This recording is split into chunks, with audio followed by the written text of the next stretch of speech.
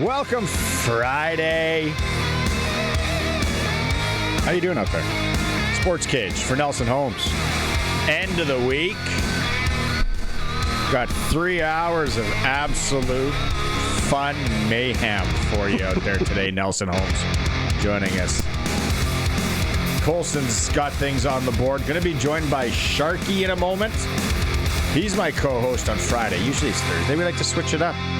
Got a lot to get to.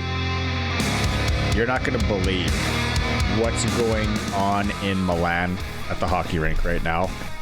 That's a tease. I'll tell you in a bit. We'll show you in a bit. You might not believe it. WHL Trade Deadline has come and gone. Last night, 7 p.m. Regina Pats didn't do anything. Moose Jaw Warriors didn't do anything. Swift Current Broncos didn't do anything. Brandon Wheat Kings surprisingly didn't do anything. Saskatoon, not much. Prince Albert in Saskatchewan, the big winner. We're going to talk to Jon Keen, our WHL Insider, coming up in a bit. 5 minutes time here. He's always in the know. Jorgen Hus, Saskatchewan Roughrider long snapper. He will be with us about 3:30 in hour number 1. Saskatoon boy. Hour number 2. This is where it gets crazy. Eric Francis, NHL Insider. Always a blast talking to Eric. Dale Derkatch, general manager of the Regina Pats at 4:40. Hour 3, Arash Madani on a Friday. We switch it up. We're going to talk CFL, football, NFL, probably some college. What a game last night. And then we're going to be joined by Bailey Schellenberg, women's hockey player playing in the Women's Senior League, as they have the Women's Hockey Showcase going on in Moose Jaw tomorrow night, 7 p.m. puck drop at the Temple Gardens Center. The top senior players from the province, North versus South, tomorrow. Great event going on. Sharky is with. When Sharky is here, he's for Flooring Superstore. Trent Dickin and his team, over 20 years in the biz. Cash and carry prices, or they can get you hooked up and get someone to do it for you if you need any kind of flooring. Flooring Superstore. First off, I'm not responsible for the Patriots flag hanging behind me. We are the home of the Patriots. I want to make that for the next 3 days in the 306. I am not responsible for that. Go Pats, go. Home. All right. There we go. That's what I need. Let's start with this. I mentioned we have Riders, hockey. It's January. Probably some pop culture comes in the show because that's just how we roll. We're versatile. Got to be more than you got 3 hours. Got to be more than a sports show. You got to talk to people. Want to hear other things. But one of the biggest controversies going on surrounding the Olympics, not the Sam Bennett being left off the team. It's the hockey rink. And if you're watching the stream, sportscage.com, our YouTube channel, Colson's going to get it teed up. You will not believe the inside of the rink right now. And if you're on the radio, I'm going to paint the picture. There is a referee. There's 5 aside. They dropped the puck. They are playing hockey at the Olympic Arena in Italy. It's not AI. I had to really look close at first and see that it's someone pulling our leg here. Now, Sharky, we're watching it. If you're watching the stream, look at that offensive zone. It's big. I think it's bigger than normal. And then the neutral zone is not. There are a lot of small town rinks in Saskatchewan. Yeah. In and around anywhere where you play the cards, you play the hand that was you're dealt, basically. This is our rink, this is our dimension. Awesome. You play senior in them, you play kids hockey, minor hockey. It's a lot of fun. It's really good. Look at Colson's got the picture of the neutral zone. The blue line to blue line. It looks like Dysart. Maybe Momart. Like, it's tight. See, I've never played in Momart. Smallest hockey rink I've ever played in, and senior, like a competitive, was Abbey, Saskatchewan. Is that smaller than Vonda? Oh man, that would be close. Those two would be close because people would say Momart is small. People would say Hodgeville is small. People would say Rollo. Rollo's narrow. Is small. Rollo's narrow. Vonda, I've played in a rec tournament. Yeah. From what I remember of it, Vonda's very small as well. It's very small. So very here, and then there's a story that came out. Colson, if their dressing rooms are on. This is supposedly that's the dressing rooms on the left there. They're very incomplete still. If you're in radio, it looks like someone backed up a 53-foot trailer, and it's an empty trailer that you see. It's an empty sea can. It's an empty sea can. It's an empty sea can with a ladder and some cords, someone's tools. There's some unfinished drywall. A tin of tobacco, possibly over in the right corner. A dip of Zins. Yeah. So then there's the story that I read online today. Because everybody's been following this, right? Because we're all going to be glued to the TV in February. We want to see what's happening. When Canada's playing. There was no plan B, allegedly. I would have to think that there was a plan B. Somebody sat down and came up with a plan B. You don't have the Olympics and not have a plan B.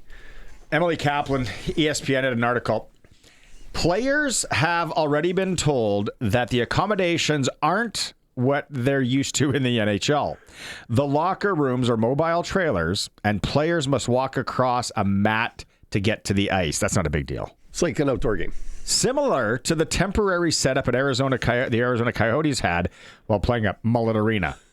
I went to that arena. It's a beautiful arena. It's a nice rink. Really nice. For NHL. Good college rink. Yeah. Okay. NHL players are used to having police escorts on the team bus to morning skates and games. They have been told to expect less efficiency in their Milan travel. Federations are doing their best to plan ahead, but no, they'll have to be adaptable. You guys are going to have to Uber. Bus ain't coming. School bus?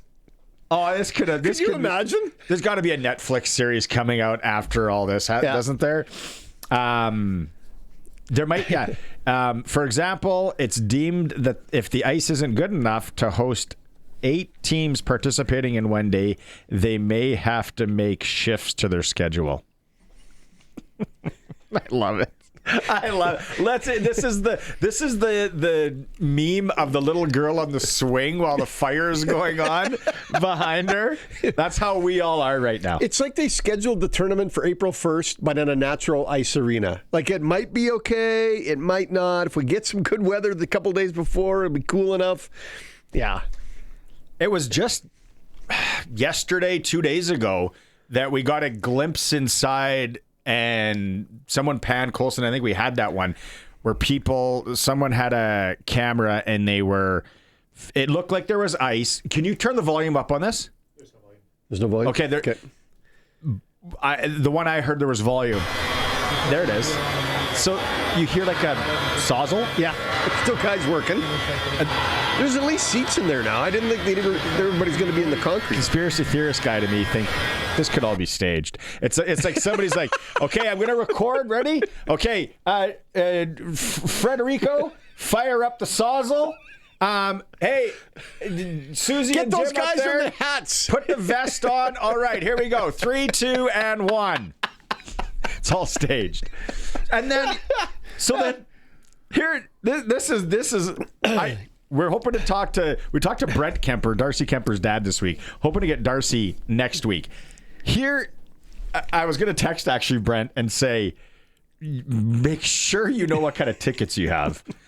Because the venue was supposed to be 14,012 seats. And now it's down to like 10 and change. 11,800. Yeah.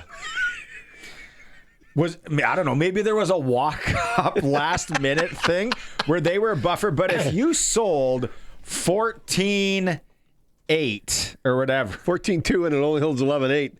That's a lot of people standing along the glass. I absolutely love everything about this. And then go back to the video of them playing. If anyone's just picking up and watching on... Look at that neutral zone and then watch the offensive zone when the black team dumps the puck in.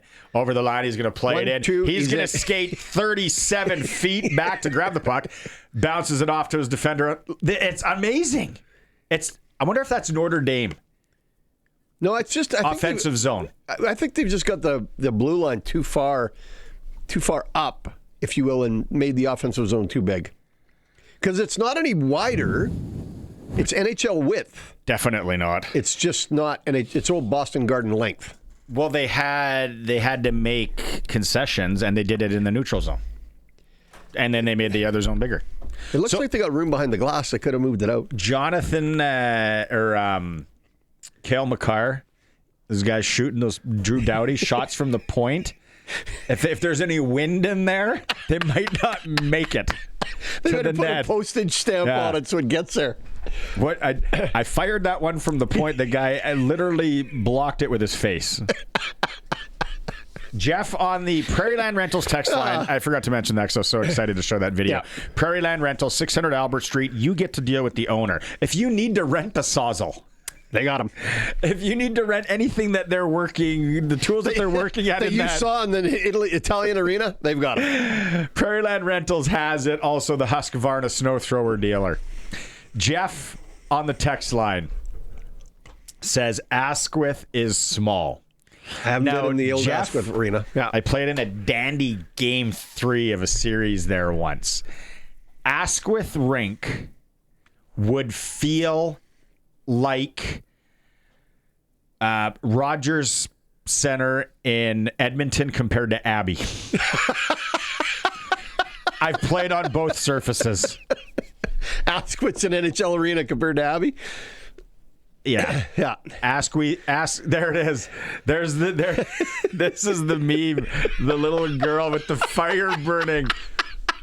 No. We're the NHLPA. That's the SportsCage. We're just watching this all happen. It's so funny. But no, good text. Hey, maybe that's our question for the day. What's that? Smallest ice rink you think of when you think small ice rinks in Saskatchewan. What do we have for prizes? Let's give away a prize. Give away a SportsCage hat.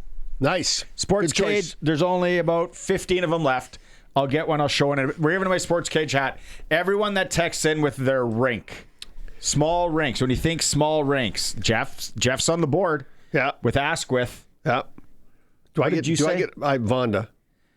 Vonda's small. Yeah. And it was cold when we played in that rec tournament, and the snow was blowing in from the one door that was kind of broken.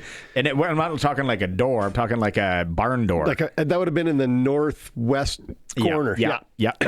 But the upstairs they did a new bar. It's like a chalet. Yeah. Big wood beams. Yeah. It's beautiful. Could film a country. That was after I left. Could film a country Christmas music video up there. Sounds fun. You can't do it in the bar, I'll tell you that. Roscoe. Where's he been? If you would have showed the rest of the video, Federico was seen loading ladders and tools back to the rental store.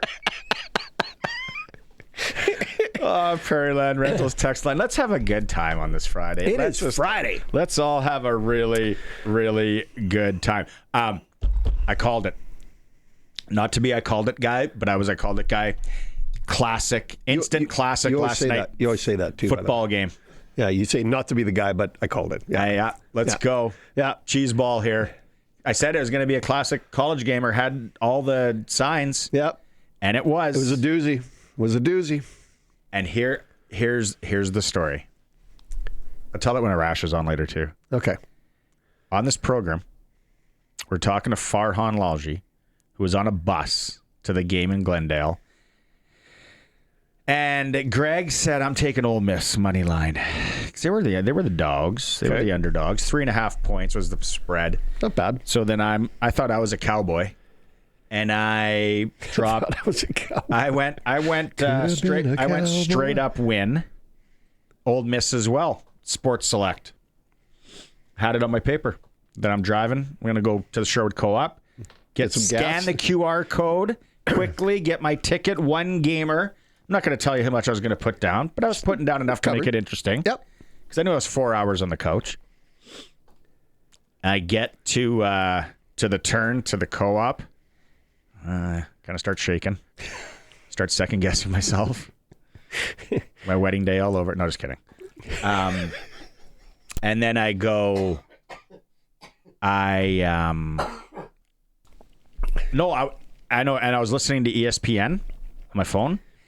They all took Miami Yeah, that's what you said. Yeah. And I'm like, oh boy. What do I do? Oh boy. These guys are way smarter than me. Way smarter than me. So then I get to the, and I go and fill out a sheet instead of doing the QR code. I bail on that operation. I take Miami -3.5. And if you watch the ending and how it all went down, You're sweating bullets. Barn Dog paid. How it finished. But then Farhan also told me to take the under, which I did separately. And that didn't work. No, that didn't work. It was a little bit better than a hedge. We'll get to the pass interference call. I don't really care. We can talk to Arash about irrelevant. It was just a wild night. And tonight, buckle up because there's another one. Yeah. Okay, what are we doing on this one? What do we like? We'll get to sprinkle of the day in a bit. Okay.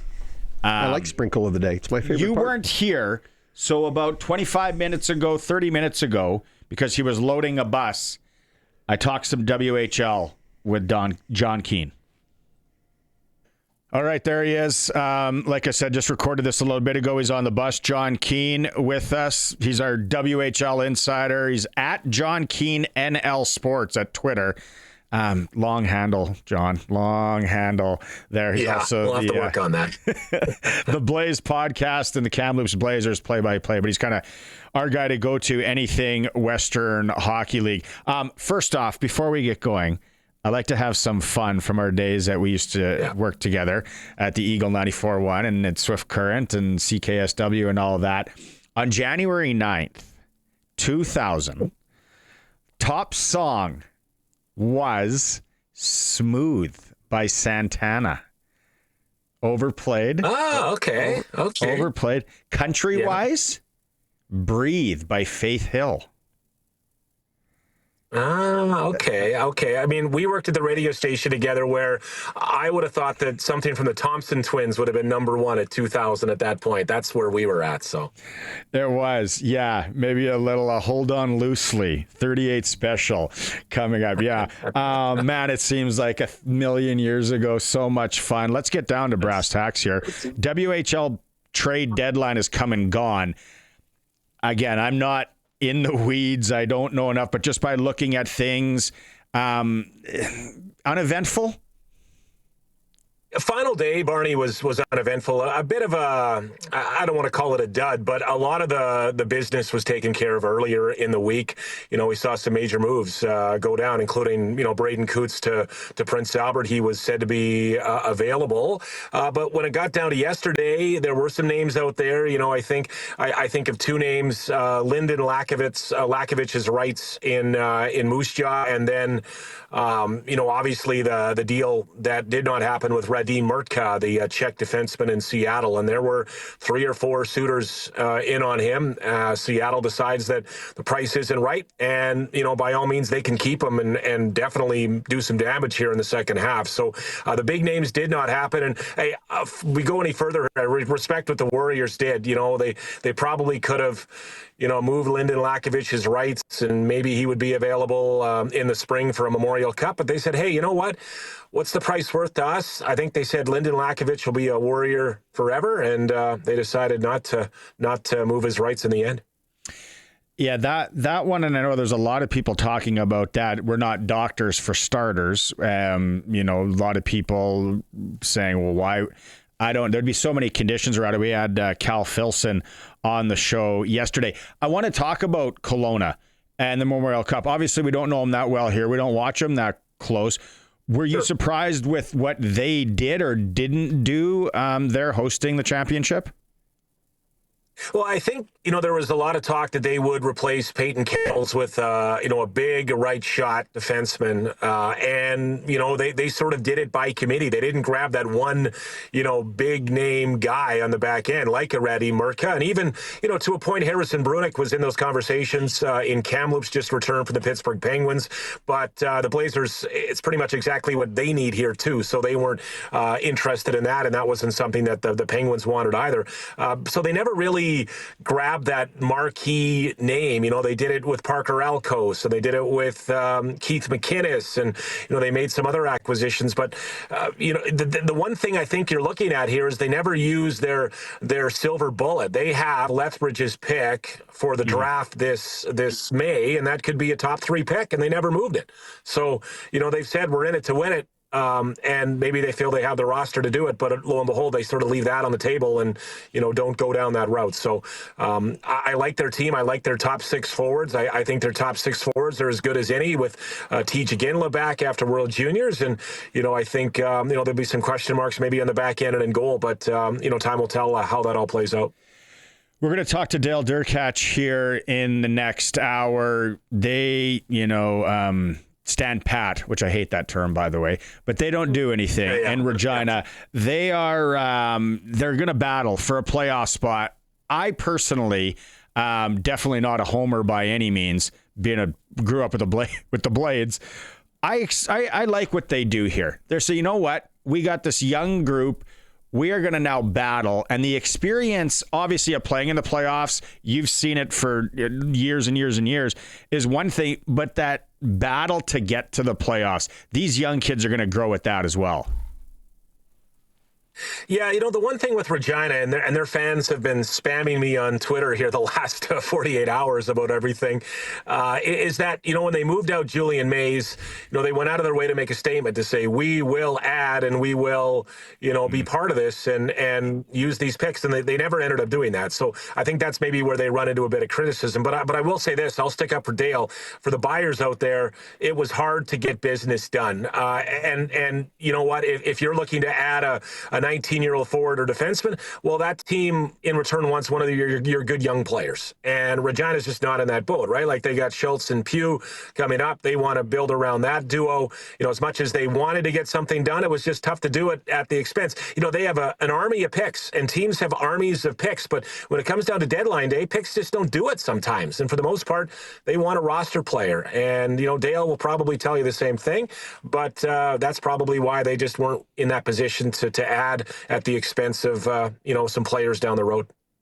What about other teams in the East? Obviously, PA makes some moves. I saw Edmonton as well, not super familiar. But what do you think in the East? Did anyone really separate themselves or put their name in their chips in the table here to kind of go at it?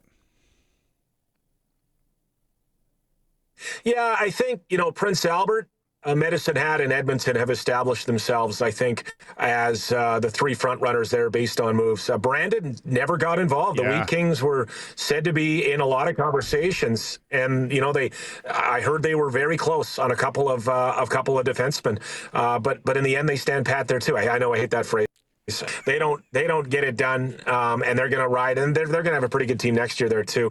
Saskatoon just didn't really have the ammo to do much, and when you're looking at those 3 teams above you, with Prince Albert and the 2 in the Central, as much as the Blades and Colin Priestner wanted to get involved, they just didn't really have the means. They somewhat got involved. The prime time there yesterday, around when all the deals were supposed to come out, it was Colin Priestner's birthday, so they put up the birthday graphic mid prime time there. So that probably caught some people like, oh, what are the Blades doing? Oh, it's just the birthday. But yeah, and Swift is retooling for sure. They've added some experience to try to get through the season. That was my read on that on the back end. And Prince Albert, they made the biggest deal. That's a 12-piece deal with Seattle for Braden Coots. And I liked what Curtis Hunt had to say on your show earlier this week. He's pretty dialed. He knows the human element of everything. And kudos to PA. Like, they push their chips in a little bit here for sure. And we've talked about this before, Barney. When you're in a position to win, it's tough to think about next year because you don't know who's going to be back with the NCAA landscape, and they may feel they're in that boat. So they decided to grab a marquee guy. I like the culture they've created in Prince Albert, and I think that they're good as anybody, and could be even a front runner in the conference. Was there any word of other players or any big names? And again, this is kind of where the rumors always run wild, and you'd see it and be hit with it a lot. But of the kids that are playing NCAA, John, that went down, that maybe it's not going the way they thought, and then there was rumor of them coming back before things? Yeah, there were some names out there, Barney, but in the end, nothing got done. That's not to say that something can't get done here still. Like, I think you can still add like a 20-year-old NCAA player up until the roster deadline, which I think is about a month away or so. I know it's early February. So there is that possibility. But, there were some names. And, one thing, Barney, I've tried to do, covering the trade deadline is not talk about, names that, people may not know, or the kids may not know, to put them maybe in a tough spot, because, it's the trade deadline, the rumors and all that. And you hear names all the time, but unless you got something concrete on that, you don't like to, throw a name out there for sure. I've been guilty of that in the past. So, yeah, no. I don't know, maybe maybe you don't, not to put you on the spot, but when you go and you talk about teams that have a lot of draft picks and the cupboards are full, if we want to use that, going into this Bantam draft, what teams are really stocked up with picks? Yeah, well, I mean, I know personally in our backyard, the Kamloops Blazers have 9 picks in the first 4 rounds.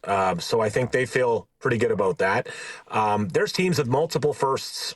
Seattle still has somewhat of a good army of picks. Swift Current has picks. Vancouver has, I believe, still 2 first-rounders. I know there was all of these picks coming in and out. The Giants, Wenatchee has picks. Really, I mean, those are the teams that come to the forefront for me overall. Regina has picks. Can't forget about the Pats. They have picks too. But I like, again, I follow it pretty close in Kamloops, and 9 picks in the first 4 rounds, and they like the Saskatchewan kids. So maybe we'll see out there in the scouting tour there at some point here if they let me tag along for once. Yeah, well, come when it's golf season. Come for the spring hockey. Come for the spring hockey tournaments right before the draft. Hey man, really always appreciate it. Right, you coming on and shedding light and give us the insight, because I think more than anyone, or a lot of guys, especially around here. Where are you traveling to today? Down to Penticton, so that's the plan. Down to the Okanagan. How far is that trip? That's going to run you about 3 hours or so. Yeah, long senior trip. Hey, senior brackets come out Monday night here in Sask. Yeah, you stay tight with the senior loop. I do, and thanks to you guys and the Nooner really basically is my my link back there. I'm not even sure where my hometown team is at this year. I know they had a big win against Drake recently, so that'll pay some bills. But yeah, I got to get more. And now that the deadline's over, I can focus in on what's going on back in the Long Lake. I think this year, and I think I heard this right. There's some big rivals in the Long Lake joining forces. So. Yeah, things are changing. 2025, man. It's a different world out there. Well, you know what? If I was still back home, I would still assume that my Beat Leroy shirt would still be in style, I think. So, Beat the Braves. Travel safe, John. Always appreciate it. Let's catch up in a few weeks here. Okay, thanks, buddy. Good chatting with you. Right on. There he is. Jon Keen, voice of the Kamloops Blazers. Also does the Blaze podcast. If you want to check that out, lots of WHL chat. And then he's a great follow on X or Twitter at Jon Keen NL Sports. If you want to follow along WHL, he's in the know. We'll take a break here. We'll come back. Sharky and I. It's a SportsCage. We're on the home of local sports in Saskatchewan, 620 CKRM. Welcome back to the show for Nelson Homes. On Friday, supplying home packages and RTMs for over 65 years. Sharky's with me. And Sharky's here is brought to you by Flooring Superstore in Regina, Park Street. Trent Dickin and his team, 20 years experience, anything you need flooring. All right, so the Riders came out with their 2026 coaching staff and football operations staff today. The highlights, Micah Johnson, we heard that he's going to be coaching the defensive line, hanging up the cleats. Yeah. He's going to get the itch. He's going to get the itch. But I think he's going to enjoy being retired. Defensive coordinator. Oh, man, I can't wait to interview this guy again. Joshua Bell. Yeah, it's a good choice. All about energy. Yeah. Love that guy. So nice for him. And then I got to say, I know this guy a little bit. Jeff Stusek from Regina. Now that guy's put in his time. Talk about giving back to the game. Yep, long time supporter of minor football, and excited for Jeff to get that opportunity to work with the Riders. That's pretty cool. He'll be special teams assistant as well. Special teams. Just in case you're wondering, there are 3 former Regina Rams players or coaches on that coaching staff. Yeah. That's impressive. That is. Special teams coordinator coming back this year, Kent Majuri. Love interviewing Guns Majuri.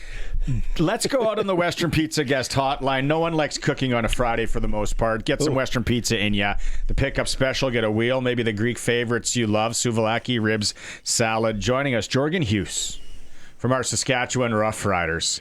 Kent Majuri, his pipes. If you had to have an arm curl off with Coach Majuri, who's going to win that? What's up, guys? You know what? He is stronger than you think. He's got a history of powerlifting, and he can bench. He can bench a lot. Like, he's in the 300 club. So, it's not an easy. Wouldn't be an easy target for sure. Wow. You're up in Saskatoon, where you're from. East side. I'm not going to hold that against you, being from the west side. But has the cup made its way up there yet? What's your plan with the cup, and when it comes to celebrating with everybody in Saskatoon? It has. I actually got to have it over Christmas. So I got it Christmas Eve, I think. They came by, dropped it off. Had it Christmas Day, and then I think Boxing Day as well. And then I handed it off to Logan Ferland. But I don't know if you saw the video on social media, but I made a pretty sick-looking latte out of it. So it was a lot of fun. Congratulations. That was awesome. That's actually very special to have it on Christmas, that you were the guy that got to do it then. Yeah, and it just worked out. There was a little pocket of time that and it was up in Saskatoon. So I was like, yeah, I'll take it for Christmas. Wake up Christmas morning, come downstairs, it's sitting right beside the tree. Pretty good ornament. No kidding. When you talk about, and you go back to probably, what elementary school did you go to, by the way, in Stoon? Egnatov, Dr. John G. Egnatov. Egnatov. Oh, yeah. You? Where did you go? Oh, King George, baby. West side, okay. West side. Yeah, but I don't know, man, at Egnatov, but I remember this at King George. I think it was grade 6 or 7 or whatever. Richie Hall came by, talked to the kids, did some reading, all that, signed some autographs, all that. I still have it in a box somewhere, Richie Hall. Now, you guys, and you're in that position. You're giving back. You guys are going to these schools, to the kids and all that. Can you kind of put into words, I'm sure you pinch yourself at times going, wow, I get to do this now. And it's a special thing with being a professional football player. Yeah, 100% is. And it's something I don't take for granted. Every school, every off season is kind of special in its own way and has its own story to it. But there's a lot of touching moments, over the past 10 years now of doing these school visits all over the province and really all over the country, because I went to Nunavut in my rookie off season. So it's cool, and there's a lot of you have these moments that come back. And I was telling the story an hour ago to somebody on the Green Zone where this girl was struggling. She was going through some stuff. And she reached out to me on social media 2 years later. And she said, hey, you were at my school a couple years ago, or it might have been 3 years. And she goes, I just want to let you know that I took what you said and it made something to me, or meant something to me. And I made the soccer team, and she made the provincial team. And it was just cool. And there's moments like that happen all the time. And you do, like you said, you pinch yourself, and I don't take it for granted. It's a pretty awesome opportunity that we have. So, that's a very cool story. Wow. What is your furthest place? That's a unique story about success, but what is your furthest place? And then a story of something unique happening there, whether they put you in a pierogi eat-off or whatever the case might be that they did with you when you showed up at their small town. I've gone all over the province. Right before Christmas, we were up in and tried to get into Uranium City, but it's always so tough there because the weather over Lake Athabasca. But I mean, I could tell you the northern stories that's a category of its own. There's a lot of stuff that happens up there. We've gone to Nunavut, and so those lots of stories there. But I try and get involved with the school, whatever they're doing. Like if we're in Fox Valley, I think it was there where they're big on badminton or volleyball, and it's so you try and get involved with whatever they're doing, and hang out and have some fun. Yeah, very rewarding. Let's get into some stuff with you because I want to know the journey and all that. Agnatov, St. Joe's in Saskatoon. Were you guys a wagon there? Were you part of one of those? You know what? Our school won the provincial title in 2003. Yeah, 2003. I didn't get there after, so 2004. Graduated in 07.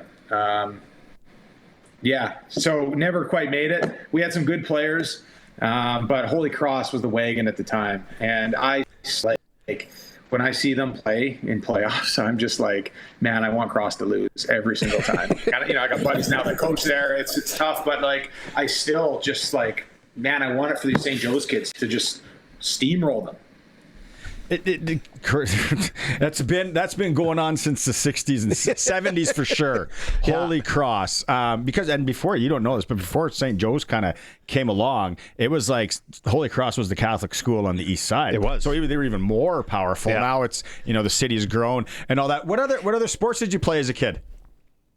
You know what? I didn't play anything growing up. So that was the whole thing. Like I got to high school and my dad was like, son, you got to do something. Like, you got to do something. Like, what the hell? So I was like, all right, I can't even argue this, right? So I was like, okay, what am I going to do? Is it hockey? I'm a little bit late on that. All my buddies were playing. They were all really good at it. I felt like that was kind of going to be tough to join at that point. So I started football. It was a good start. It was free. It was at the school. And they said, yeah, sure, come on out. It's like halfway through the grade 9 season. They put me at cornerback on defense.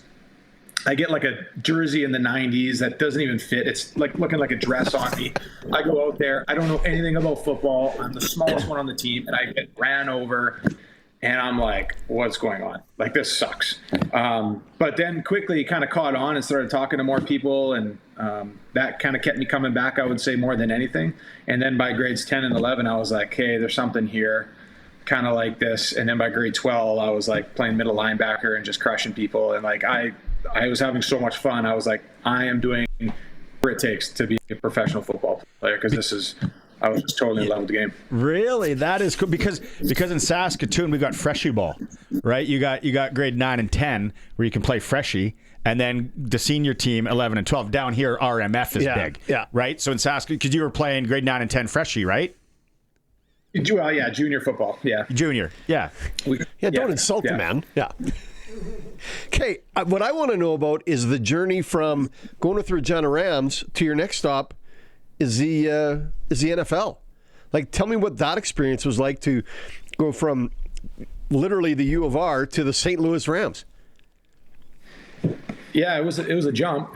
To put it lightly, it was a bit of a jump. But like the snapping was the same because I was going to all these camps and training in the States and Arizona with these NFL guys and this helped me. So I knew the snapping I was good with, but what was the hardest part about that transition was the blocking. And most people don't realize that, but there's probably 6 to 8 guys in the street that could snap in an NFL game. Probably more, probably closer to 10 guys. But it's the blocking. It's the transition from snap when that ball leaves your fingertips to getting your head up. And they don't have the 1 yard down there. So it happens so fast. So in U Sport, well, CIS, I still call it CIS. I can't stand the name of U Sports. But I would snap and run forward. So snap the ball and go try and make a tackle. And now you go to the NFL. And now in the CFL, they changed the rules that year actually too. The interior 5 have to block. It's snap and it's retreat. It's back up and block. So that was hard to kind of change the motor pattern on. And then the speed of it. Like you got NFL defensive ends in front of you with their hand in the dirt right under your head. And you got to snap and block that. So that's the part that I appreciate about the game the most. And if I'm evaluating a guy, that's what I'm looking for. How quickly can you transition? The snap, I mean, it has to be there. That's a given. But it's a transition where guys get caught and get cut. That's the sticky part. Well, do you ever remember the moment, or maybe it was a coach, maybe it was someone at the Hilltops, I don't know when it exactly started, where somebody told you, you should really look into maybe a career as a long snapper. Like, you have something here.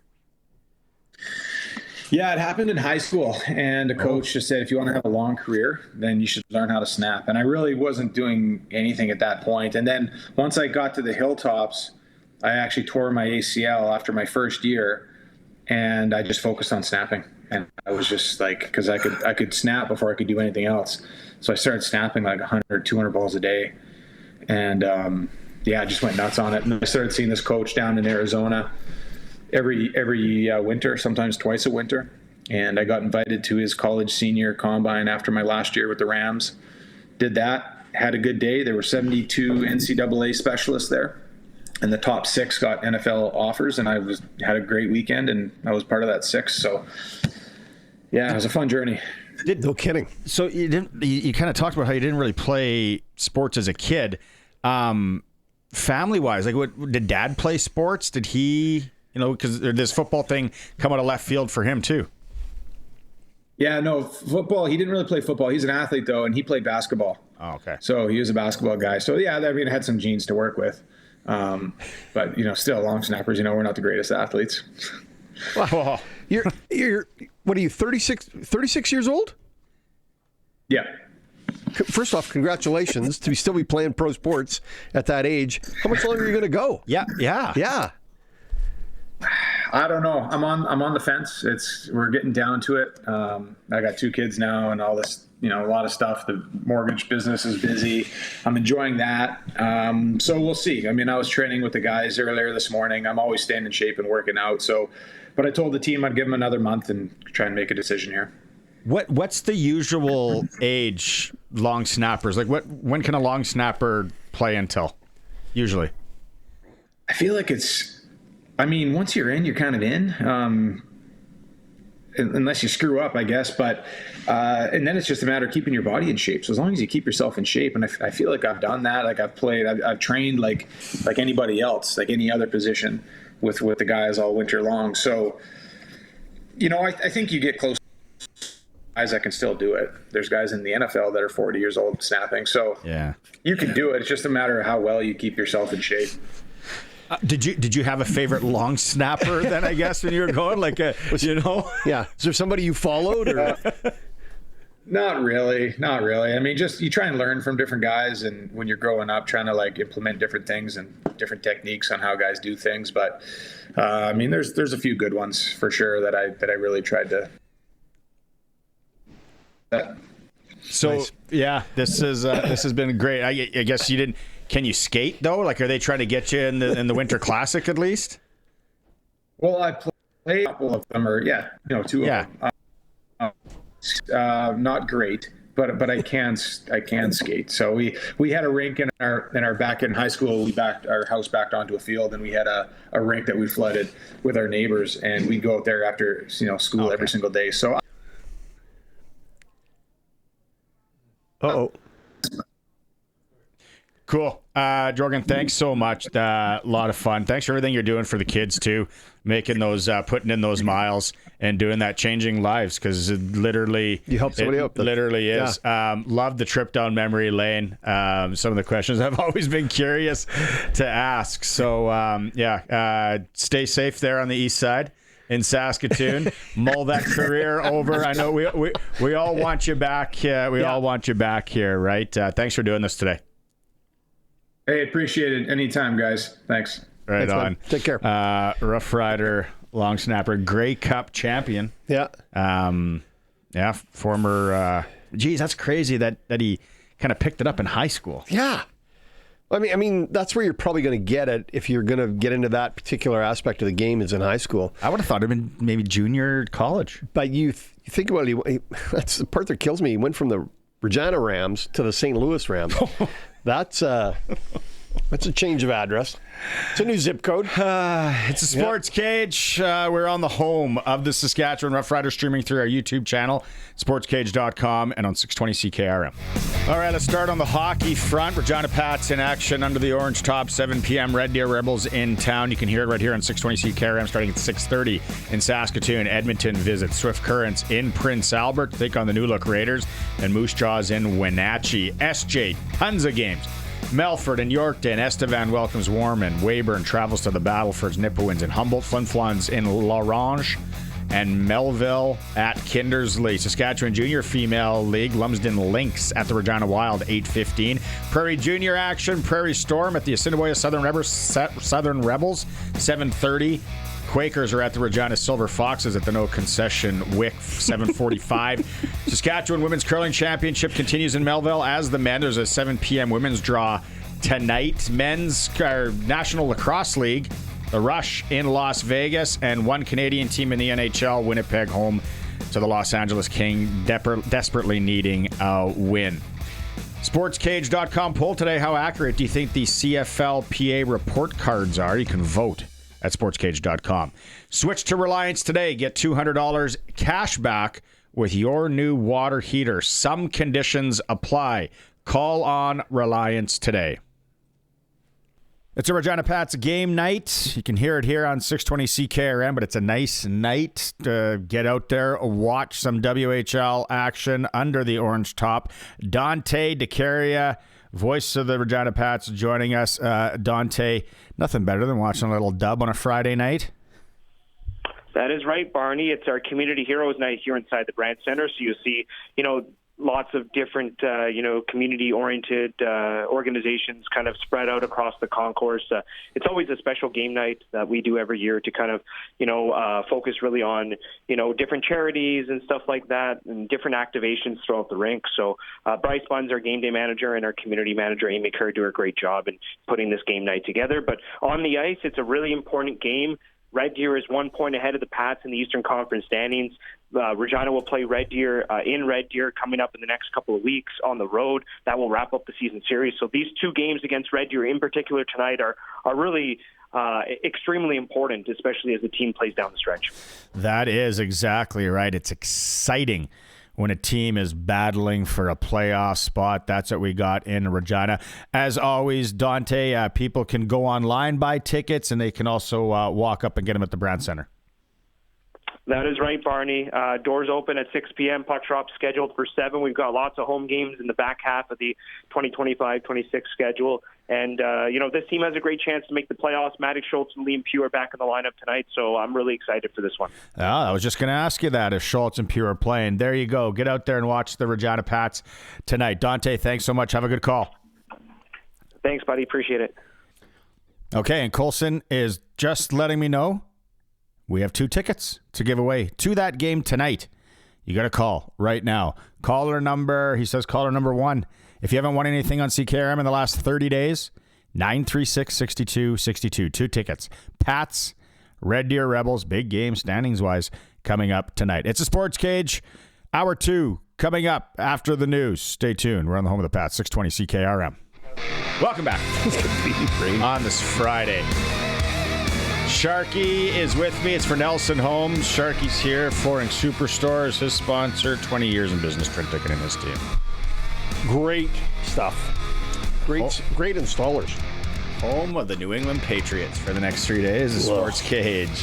Let's go. Hey, we started this program in hour 1. Devil's horn coming out of the top of my head, this flag behind me. Having some fun. They are playing hockey on the ice surface that the Olympics will be played on today, right now, as we speak. You missed it. There's a video out there. If you're watching the stream, we'll flip it up. It's going. They have ice. They have lines. 2 things you kind of need. I'm actually surprised they have sponsorship on the boards. And not on the ice. The offensive, or the zones, I guess, what was called the zones, offensive or defensive, are massive. I think they screwed up. I think they might have to repaint the lines. If you're watching the stream, the blue line to the goal doesn't even fit in the camera. Is 175 yards. It's an 8-iron. And the neutral zone is tiny. Yeah, you can putt in the neutral zone, but yeah, it's small. It's a dance floor. So we had some fun. Speaking of Olympics, SportsCage.com just announced in the last hour the women's Olympic team going to Italy. Nice. Saskatoon's Emily Clark. There you go, Ems. Otto. She's on the squad. She's going. Like I said, sportscage.com. You can find out more. So we started, and I didn't get to this on the Prairie Land Rentals text line. You can get in now because we're taking them for the rest of the show or the chat on YouTube. We talked about small ice rinks in Saskatchewan. Yes. I said by far the smallest one I've ever played in body contact-wise was Abbey, Saskatchewan. Yeah. Then you said Vonda. Vonda's a very small ice surface. We had text messages in here. Inglefeld? Or is that? I've seen it. I've seen it. I didn't play in it. I've seen it. That was Dave. He said Inglefeld. Margot, Saskatchewan. Played there last weekend. Sean from Ituna. Okay. Margot. I've never been in that one either. No. Quite a few Momarts. I'm surprised we haven't had any Dysarts. No Dysart. Home of the Blues? Yeah, Dysart Blues. Dysart Blues. You got the room up top there. It's not too bad. Just very short. It's a short rink. Hodgeville. I remember people talking about Hodgeville. Small. Yeah. I said, yeah, it's not as small as Abbey. And then Rollo. Rollo's just thin. Is it? Yeah. I just thought it was small all around. No, I think it's just thin. It's narrow. I think the length's pretty good, but it's narrow. Sports Cage hat up for grabs.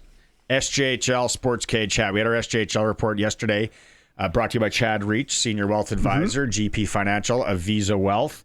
Lots going on in the SJHL. I rattled off all the games going on. If you want a second opinion on your employer plan, Chad Reach can help you out. But we're playing for an SJHL Sports Cage hat. All you got to do is just join in on the conversation. 936-6262. I'll read it out. Tell us your favorite small town rink. Small ice surfaces. Small ice surface rink. Small ice surface rinks. What are we missing in Saskatchewan? Like Margot. There we go. Dysart appeared. Yeah. Coming in. Momart should be in there.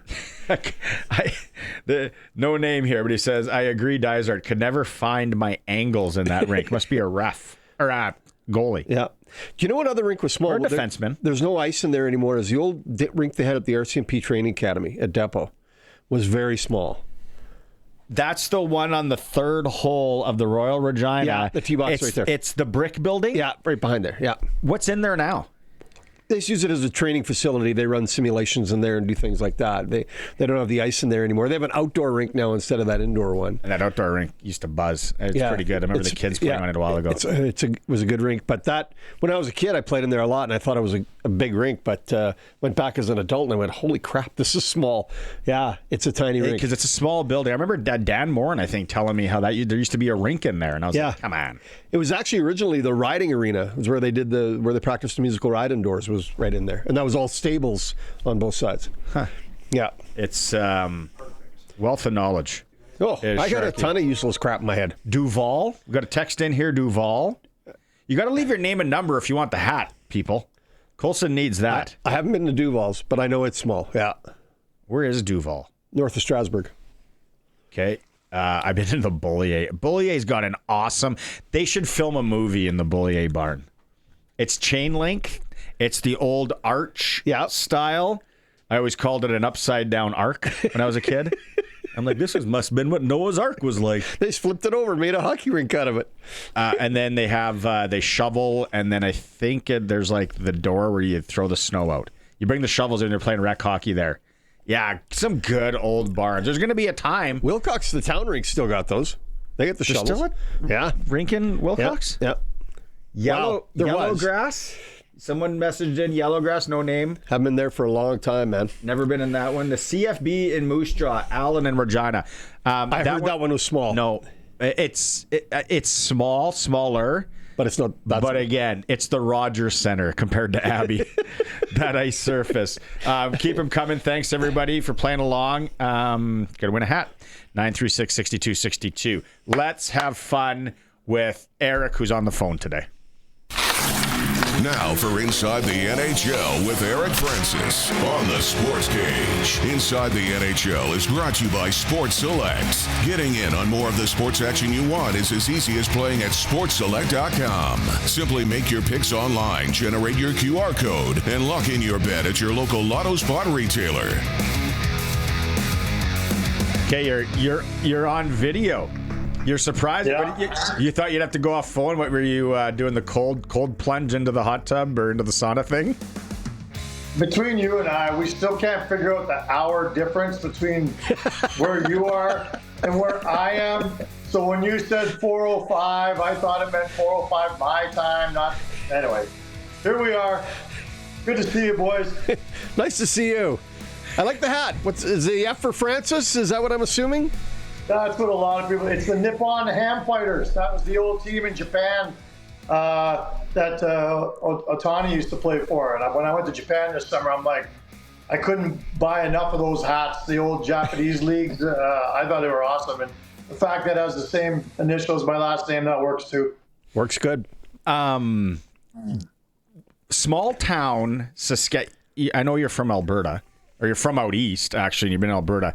But your boys played hockey and all that. What's an Alberta small town rink where the ice surface is really small? Oh, I thought you guys, I just caught the end of your chat there. I thought you were talking about ODRs, but you're talking about indoor rinks. Indoors, yeah. That are just really cozy and wicked. Yeah, I don't, I didn't grow up here. My son plays, so I've been to all the barns here in Calgary. We don't really have anything that really is sexy. Like Father David Bauer Arena is where I play twice a week as well. It's where the Olympic team was housed for a lot of years here in Calgary. It's a big old beautiful old barn, but it's not like what you guys are talking about. Yours are way better than anything I could offer up here in Calgary. Yeah, no, ours are like old school. Yeah. Do you know that? I skated in it once when the Anaheim Mighty Ducks, when it was the Mighty Ducks, and they built their rink in Anaheim, and then they built a practice facility in Anaheim. They built it like an old style Saskatchewan, the Arc. Really? They built the Arc Rib build in Anaheim. And that's where they practiced on it. You could probably look it up. I don't know if it's still around. I walked into this rink thinking, we're playing in Anaheim or whatever. And I was like, oh my God. Like, what a crazy and cool idea to take people back. Not that people down there knew what it was like skating in Borden or... and Leroy's old rink, same thing. But yeah, it was a great set. Well, I thought maybe you would have been out in some of the small communities outside. Like what's the rink like in? Let me find a town. Walden, or Seaton, or. Well, Seaton's the big old YMCA. It's one of the most beautiful. Oh. Like it's all brand new. That doesn't count. But you reminded me now that. Every year you go on a couple road trips with your kids' teams, and we went to Hannah one year, a couple of years ago, and that's a great old barn with all the old photos, and Jim Nill and Lanny McDonald are both from there, and yet the side of the rink, it's a relatively new rink, like I think in the last 30 years, 40 years, I don't know, but the side of it's all painted, it's all Nickelback. And it really pisses me off that the sign outside of Hannah says, it used to say home of Lanny McDonald. And now it's been replaced and it says the home of Nickelback. And I'm not a Nickelback hater or anything, but come on. It's Lanny McDonald, it's the arena. So Lanny has the old sign that used to say home of Lanny McDonald in his bar in Montana. So if anybody ever goes to Lanny McDonald's brewery in Montana, he's got the sign that says home of Lanny McDonald. I'm always looking for an excuse to go to Montana. Where is it in Montana? It's in Bozeman, isn't it? Yeah. He's proud of that thing, man. I'll bet he is. There's the Duck Arena. Yeah, man. Oh. That's a little different than small town Saskatchewan. Like that's in Anaheim. Good job, Coulson. Oh. That's a beauty. Man, does that take me back? Yeah. Probably had to dip a Skol cherry in. 18 years old. Bad salad, and I'm like, wow, we get to play in here. Oh, look, if you're watching the stream, what a cool rink. Yeah. Man, did you see they're playing? This is how this all started today on the show. Did you see the video? They're playing in the Olympic rink. They had the test game like an hour ago. So that's not, and correct me if I may be wrong, but I don't believe that's the actual main Olympic rink. I think that's the side rink. I may be wrong. No, it's the main one? It's one, whatever they're calling it. Yeah. Okay. I thought that was the side rink. But anyway, Yeah, the dressing rooms are still not done. You've seen those photos by now. Yeah, but those boys will get it done. I mean, I've been a part of a lot of renovations in my life. Not that I could do a renovation, but like I've paid for them, and they can happen pretty quick. The dressing room's easy too. You slap up, it's no problem. That doesn't concern me. What concerns me is the large hole in the middle of the ice that they had to stop the game for. That's problematic. Yeah, that's small town Saskatchewan hockey in April, where the roof is starting to leak and drip onto the ice, and it's a little too warm. The old Rutherford Arena where the Huskies played. Oh yeah, dripping there all the time. The rust, and they had to scrape it off. They would have like a stoppage of play. I think at one point they ended up getting it sponsored. Yeah, this rust stoppage is brought to you by. But yeah, let's go to the dressing room picture because like it looks like it's an empty sea can. Yeah. Yeah, but it looks to me, and again, I'm no expert, like they're just about to start slapping up some drywall. Once you get that on, slap some paint on there, that thing will be ready in a couple days. I got no problem with that. That's like all you need is a bench, a couple pegs, and a place for your beer. Do you understand we're not going to a rec tournament? This is the Olympics with NHL players. Yeah, give them a bench. Yeah, they'll fold up chair from PV Mart. Yeah, couple of coat hangers on the wall. You're going to tell me that Team France is going to the Olympics and not treating it like a beer tourney? Those guys are going to have all the beers stacked in there. Like they're not winning a game. They're not scoring a goal. So they're just in it for the laughs. And that room will be fine for Team France. I hope.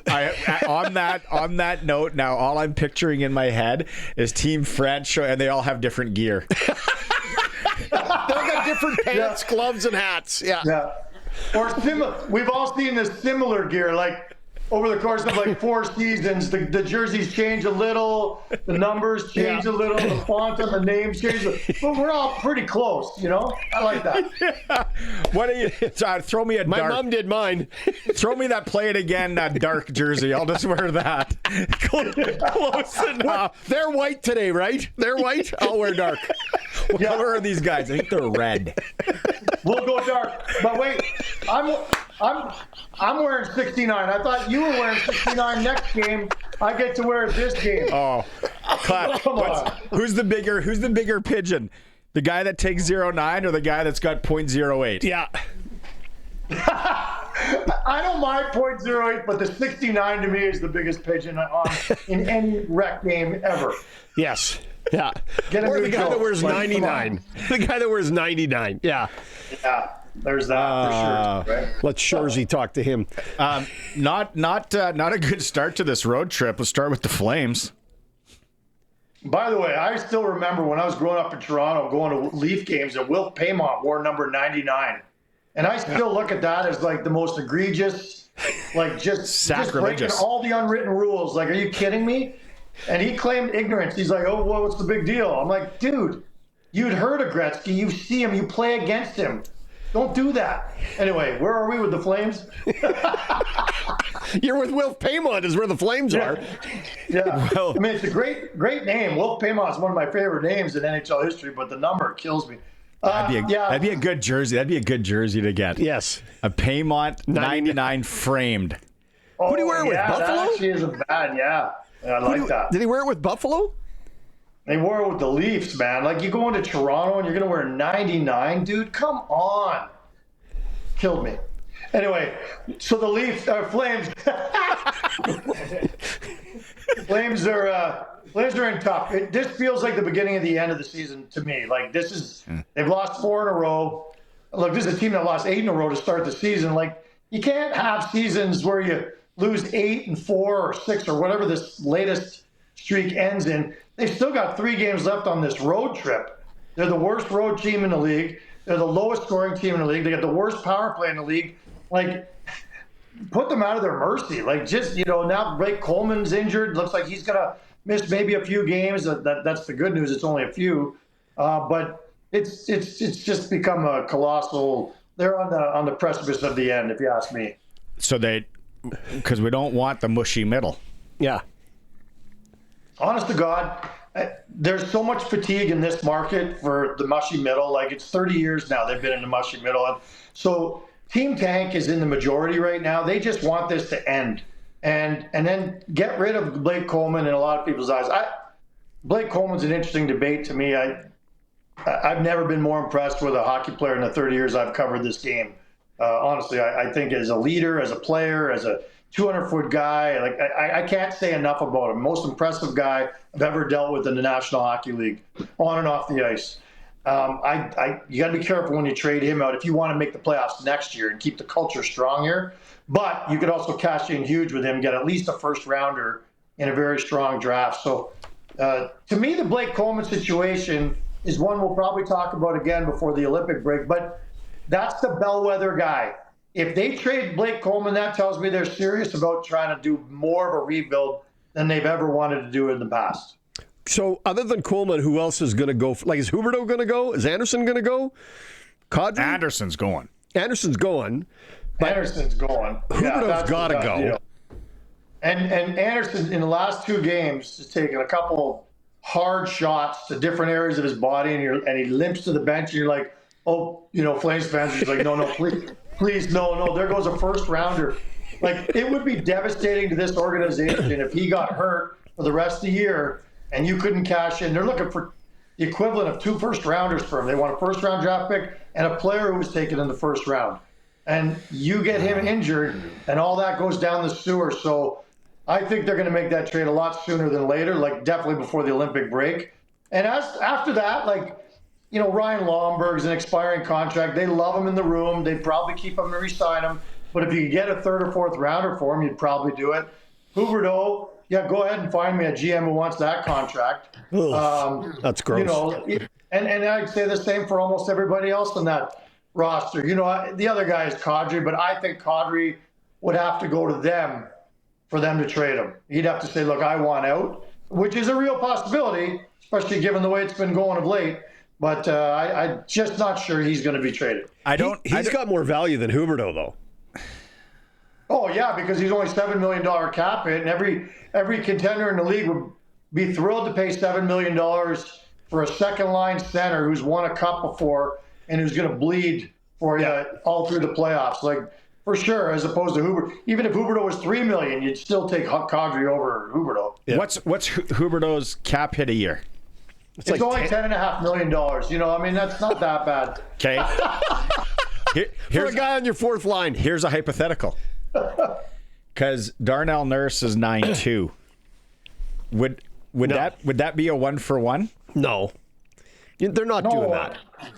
No, also because the Oilers are trying to win a cup, and Huberdeau, when the going gets tough, is not exactly the prototypical, the old QMJHL star turns into the big rugged playoff beast. I don't think so. Whereas Nurse at least gives you that moxie.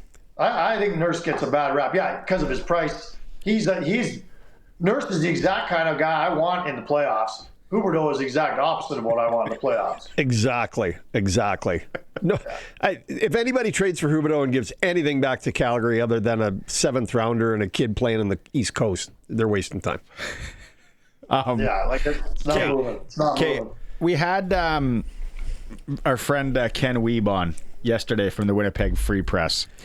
And as bad as things are in Calgary, you kind of expected all that. Like it's hard to believe the Flames are 5 points up right now on the Winnipeg. Jets. The Winnipeg Jets are dead last, 35 points. They are away from their 11 points back of any kind of sniff of the wild card.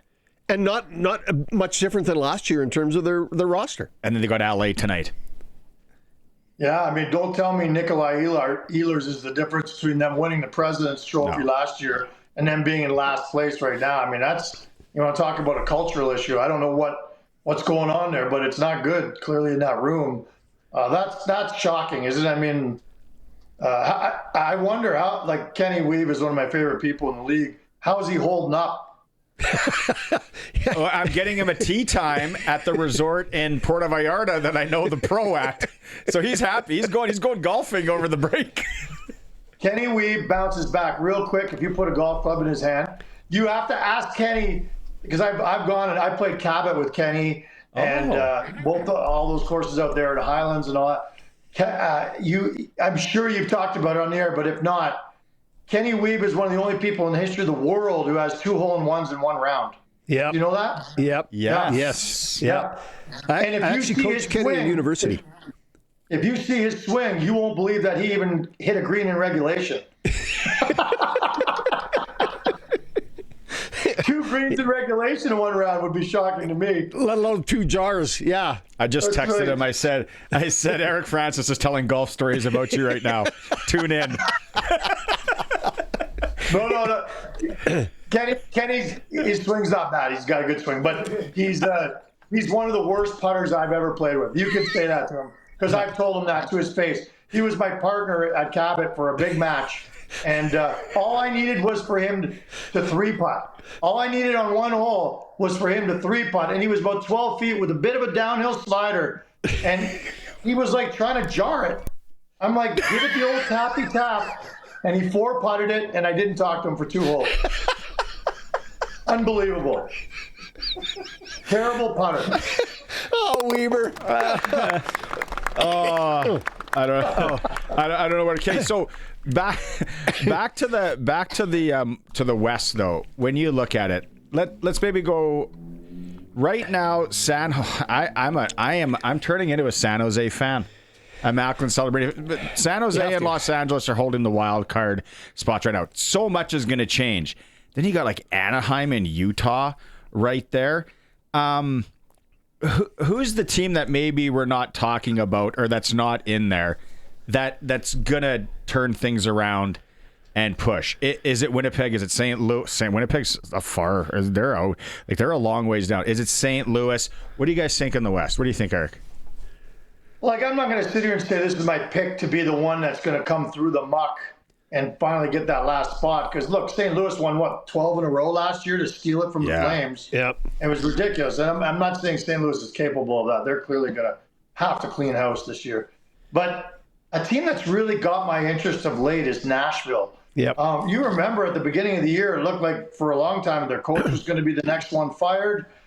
They weren't dead last for a little while. They kind of flip-flopped with the Flames for a while. So I was familiar with their work. Yet they beat the Flames all 3 times they played them this year. The Flames just can't beat Nashville. And, this Evangelista is a real nice piece for me on their top line. Ryan O'Reilly's a good leader. Forsberg's not having a very good year, but he's getting better. Like, they've just got some pieces that are intriguing to me. And sorry. Oh, no. That's it? Sorry, lost me there. I just think that Nashville's a team that I'll be watching because suddenly they're right there. And it was a team that I think everybody had written off probably a month ago. They had too much talent to be at the bottom. Like, they were too good a hockey team to be at the bottom. Yeah. Yes. They had too much talent to be down there. Yeah. I got JB from Balgonia on the text line. This is clever. He goes, does this rink for the Olympics in Italy have live barn? Can we dial it up and watch the Zamboni circle the ice surface? That's funny. Do you want to hear it? Do you know what live barn is, right? You guys have live barn. You get to watch the kids and all that. You want to hear a funny live barn story I heard? Maybe we'll end. Is in Estevan. Great barn. Yeah. In Estevan. Great new rink. A couple of things. They hosted a concert. Somebody came through and played a country act and all that. Some guys were telling me that they're at their house and having some cocktails and all that, and they said, I wonder if they left the live barn feed on. And they did. So these guys just sat and listened to the concert from the live barn feed. That's genius. I love that. What are you doing this weekend? What does Eric Francis do on a weekend in January? Well, there's going to be some skiing. We're heading up to Lake Louise on Sunday there. The Flames play Saturday against Pittsburgh. So I got to keep an eye on that. And, that's about the extent of it. My wife is away in Mexico, so it's boys' weekend. So Saturday night, High Steakhouse, my 15-year-old and I are going to crush the most expensive steaks in this entire city, and we're going to not feel a minute of shame about it. It's going to be fantastic. Tomahawks. Oh, man. Sounds great. All around. I might buy for the other table. Yeah, you never know. Yeah, you want it? I tell you the story because hopefully you and I are going to have a few old fashions in Vegas in April. Yeah. You know where my wife and I went a couple weeks ago when we were in Vegas. Finally, the Golden Steer. I don't know that one. Oh, it's like the famous old steakhouse. All the celebrities used to go off the strip, had the tomahawk. It's amazing. Oh, boy, was it expensive. And then you add on the Canadian exchange peso. Yeah. Oh, buddy. Wow. I said, I'm running to McDonald's and Panda Express tomorrow. It's a nice tomahawk. Does your boy golf? He golfs, yeah. So we should have a match because my boy's 15 years and yours is 15. What's your boy's handicap? I think at the end of I think at the end of last year he was around 17. Okay. Let's talk. Bets are off. Bets off. Hey, we'll go to do it. This guy's got to focus more. We'll do it in Montana, and we'll go to Lanny's, bar there. Yeah. There's an excuse. Yeah. I just came up with an excuse. I mean, the problem right now, and it can be worked on, but my son putts like Kenny Weeb. So once we straighten that up, match is on. And then you don't talk to him. You don't talk to him for 2 holes. Get your bag off the cart. You're walking. Yeah, you're walking the rest of this one. I love it. My son found out about birdie juice last year from his uncles. Oh, so now he thinks every birdie's an automatic bird. I'm like, easy, Tiger, easy. You're in grade 9. Yeah, I played last summer with my son at one point, and he just the one line that was my big takeaway from the day is he said, "Dad, I thought that was just for birdies." In other words, I was drinking way too much, and. You don't need birdie juice just for birdies, is all I'm saying. Peanut butter whiskey is good, always. What, you got a badge and a gun? Like, what are you doing out here? You running a police show or what? Yeah, don't worry about it. Yeah. Look the other way. Did your mom send you? What's going on? Let's just have fun. The best was, I think it was last year or the year before, that, breakfast ball. Right? Yeah. First tee, breakfast ball, early in the morning. We're up at the lake. All of a sudden, the 9th hole, he goes, "Well, I'm going to take my breakfast ball." I'm like, yeah. Okay. It's supposed to be on the first hole. Yeah, it's a good kid's move. It's a good. I'd like to apply this now. Yeah, and speaking of which, when you talk to Kenny Weeb, because I am the biggest supporter of breakfast balls in the world, but Kenny Weeb likes the breakfast buffet, like unlimited balls. Take a small bucket to the first tee, and then pick up your birdie and move on. Beautiful. Oh, Weber's just getting slagged today. Why does this always turn into just something completely different every time? I love it every time. Okay, don't hurt yourself skiing and eat lots of steak. Yeah. Yeah, I will, boys. We'll talk next week. Looking forward to it. All right. There you go. Our NHL insider, Eric Francis, hitting the slopes this weekend. Holy smokes. Brought to you by Sports Select. You make your picks online now, generate your QR code, and lock in your bet at your Lotto Spot retailer. You got to be 18 plus to play. Every bet is 100% legal. Bet in the original Sports Select. We'll go to break. Still to come in this hour, Dale Derkatch, GM of the Regina Pats and Clutch Performer. It's a SportsCage on 620 CKRM. Okay, Clutch Performer time. First off, if you didn't tune in earlier, Riders announced their coaching staff and football operations staff for 2026. Micah Johnson, we know that, defensive line coach. Jeff Stusek, more of a shout-out. Just an extensive background coaching football in Saskatchewan. Nice to see him. Also, defensive coordinator this year, Joshua Bell.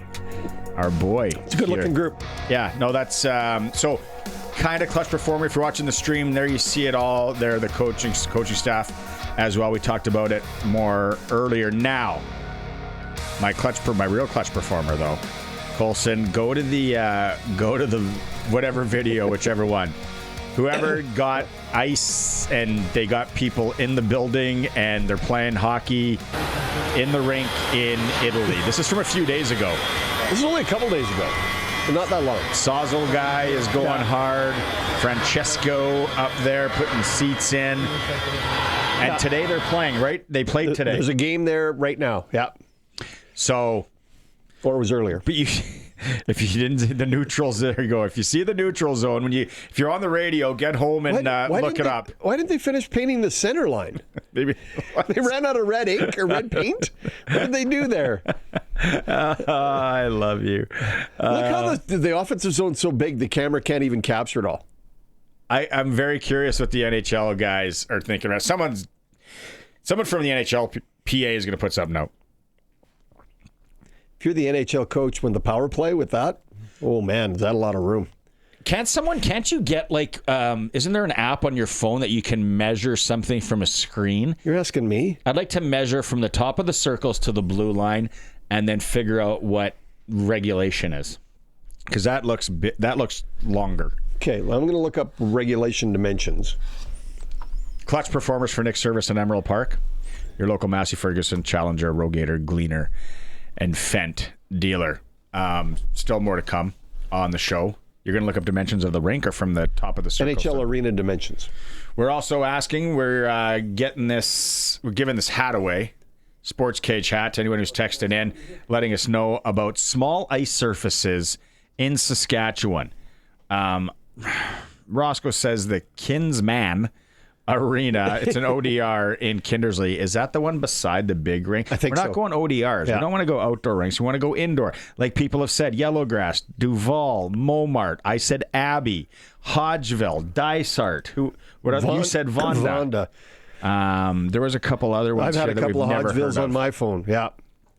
936-6262. Prairie Land Rentals text line if you want to go. Okay, Western Pizza. Guest hotline time. Perfect pizza, generous amount of toppings. Why cook on a Friday? Grab a Western Pizza, watch some college football. Joining us, general manager of the Regina Pats. We talked to Jon Keen earlier, and we talked about the Pats. Let's talk to Dale Derkatch. Looks very focused. Yes. It's a game day against the Red Deer Rebels. Yeah, I made him laugh. Looks very intentional. Red Deer Rebels tonight. You didn't do anything, Dale. I respect that. And I don't know, maybe the right deal didn't come out, but I love the fact that you're grinding and battling for a playoff spot. Get into the playoffs. That experience for those kids is going to be great. But that battle to get in, there's going to be valuable lessons learned as well. Just, what can you tell us and the listeners on why the Pats, I guess, stayed pat? First off, thanks for having me on, Barney Sharky. How about this, Barney? That you just eloquently said everything that I All right, really. Thanks, Dale. I would say thank you. Good night. Thank you very much for the nice intro. I think, like anything, we wanted to add to the roster if we could without subtracting anything today to try to get into the playoffs. And when you're in the position we were in, every time we tried to add a player, well, in return, those teams wanted one of our young players, and we weren't willing to give up that for the future. So that's really how it went. And every time someone, contending teams would want a player from us, they didn't have anyone to give you back because they're going for it. So we were in a real strange spot. And again, I thought with everything teams kind of around us did, and if we stayed the way we were, and like I've said earlier, we are tied for a playoff spot. We're in the mix. If we play the way we can with the players we have, I believe in them, that we can get into the playoffs this year, which would be a step in the right direction. You probably couldn't make any more deals because don't you draft like 8 guys in the first round the next couple of years? Like you've got a lot of picks already in the cupboard. We don't have a ton this coming year. We have a first and a couple seconds, but the year after that is when we have a whole bunch. But we'd like to use those at some time to acquire players. But teams really weren't interested in picks when you were trying to get their players, like teams like Red Deer, Lethbridge, Swift. If you look, they want in return a young player that can help them sort of now, and they know what they're getting. You also have some tremendous young talent on your roster, and I can imagine some teams came calling and said, can I have this guy? And you had to laugh, shake your head, and say, no, you're not speaking the right language. I would hope that some wouldn't ask for the obvious. Yeah. Well, you can't trade the players that are born, if they're signed, born in 2009 or 2010. You can't. It's a rule. But our 08s, we have some good players, and those are the type of players that can step in right now and help teams and are good players. So we weren't willing to part with them. And here's the other side. We have players who've been here. We've had coaches who've been here for 2 years or so, and have had tough years, and we've sold off the last couple of years. This is an opportunity for them to make the playoffs with a group that I feel can, and we had to give them that chance. I didn't want to take away from today's roster. Nice. What do you expect then out of the crew? Coaching staff, it's got to come from them in the dressing room as well, and the messaging and all that. What are you expecting now out of that group, knowing that they're staying intact? This is the group that we're going to roll with. Just what I've seen all year. For the most part, I have not been too upset with games we've lost. I've always thought our work ethic and competitiveness were there. Games we lost, listen, there are good teams in this league, and we've actually won some games against them. But we're going to have tough nights. But then there are teams that are somewhat like we are around our level that, if we put our nose to the grindstone, play how we can, we should come out on the right side of things. I want to. Do you want to? No, go ahead. Yep. I can't remember who I was talking about this on the show. It was Cal Filson yesterday. Now, I wonder what's going to happen, or if you want to give me your take, Dale. Obviously, with the NCAA and everything started here last year with Braxton, but as it goes on and we're seeing these young players take the chance, go play NCAA. It seems that a lot of them are figuring out, and a lot of agents and advisors are figuring out, well, maybe at 7 or at 18, this isn't the best option for you because you're playing against men. Like, if anyone's ever watched college hockey, it doesn't matter what conference. It's real. There's men, all that. Do you think we're going to start, or are we starting to see a level off of kids maybe going, well, it might be a 19-20 thing, not the aggressiveness? Because I don't know why for the life of me. And I guess if you're a high-end player, sure. But if you can play dub until that ends, whether the team says, okay, or you can play into your 20s, why not have your cake and then eat it too and then go play college after? Well, Barney, you perfectly said by you again, all those things are correct. But, you have to remember, it's just like any player, parents, they think that moving up, moving on is always the best. And getting to places fast isn't necessarily the best. There's always a process. And the one I kind of put it like this, when I talk to players even here, when that feel they should make our team right away, or I say you need to dominate or be a very good player at the level you're in first.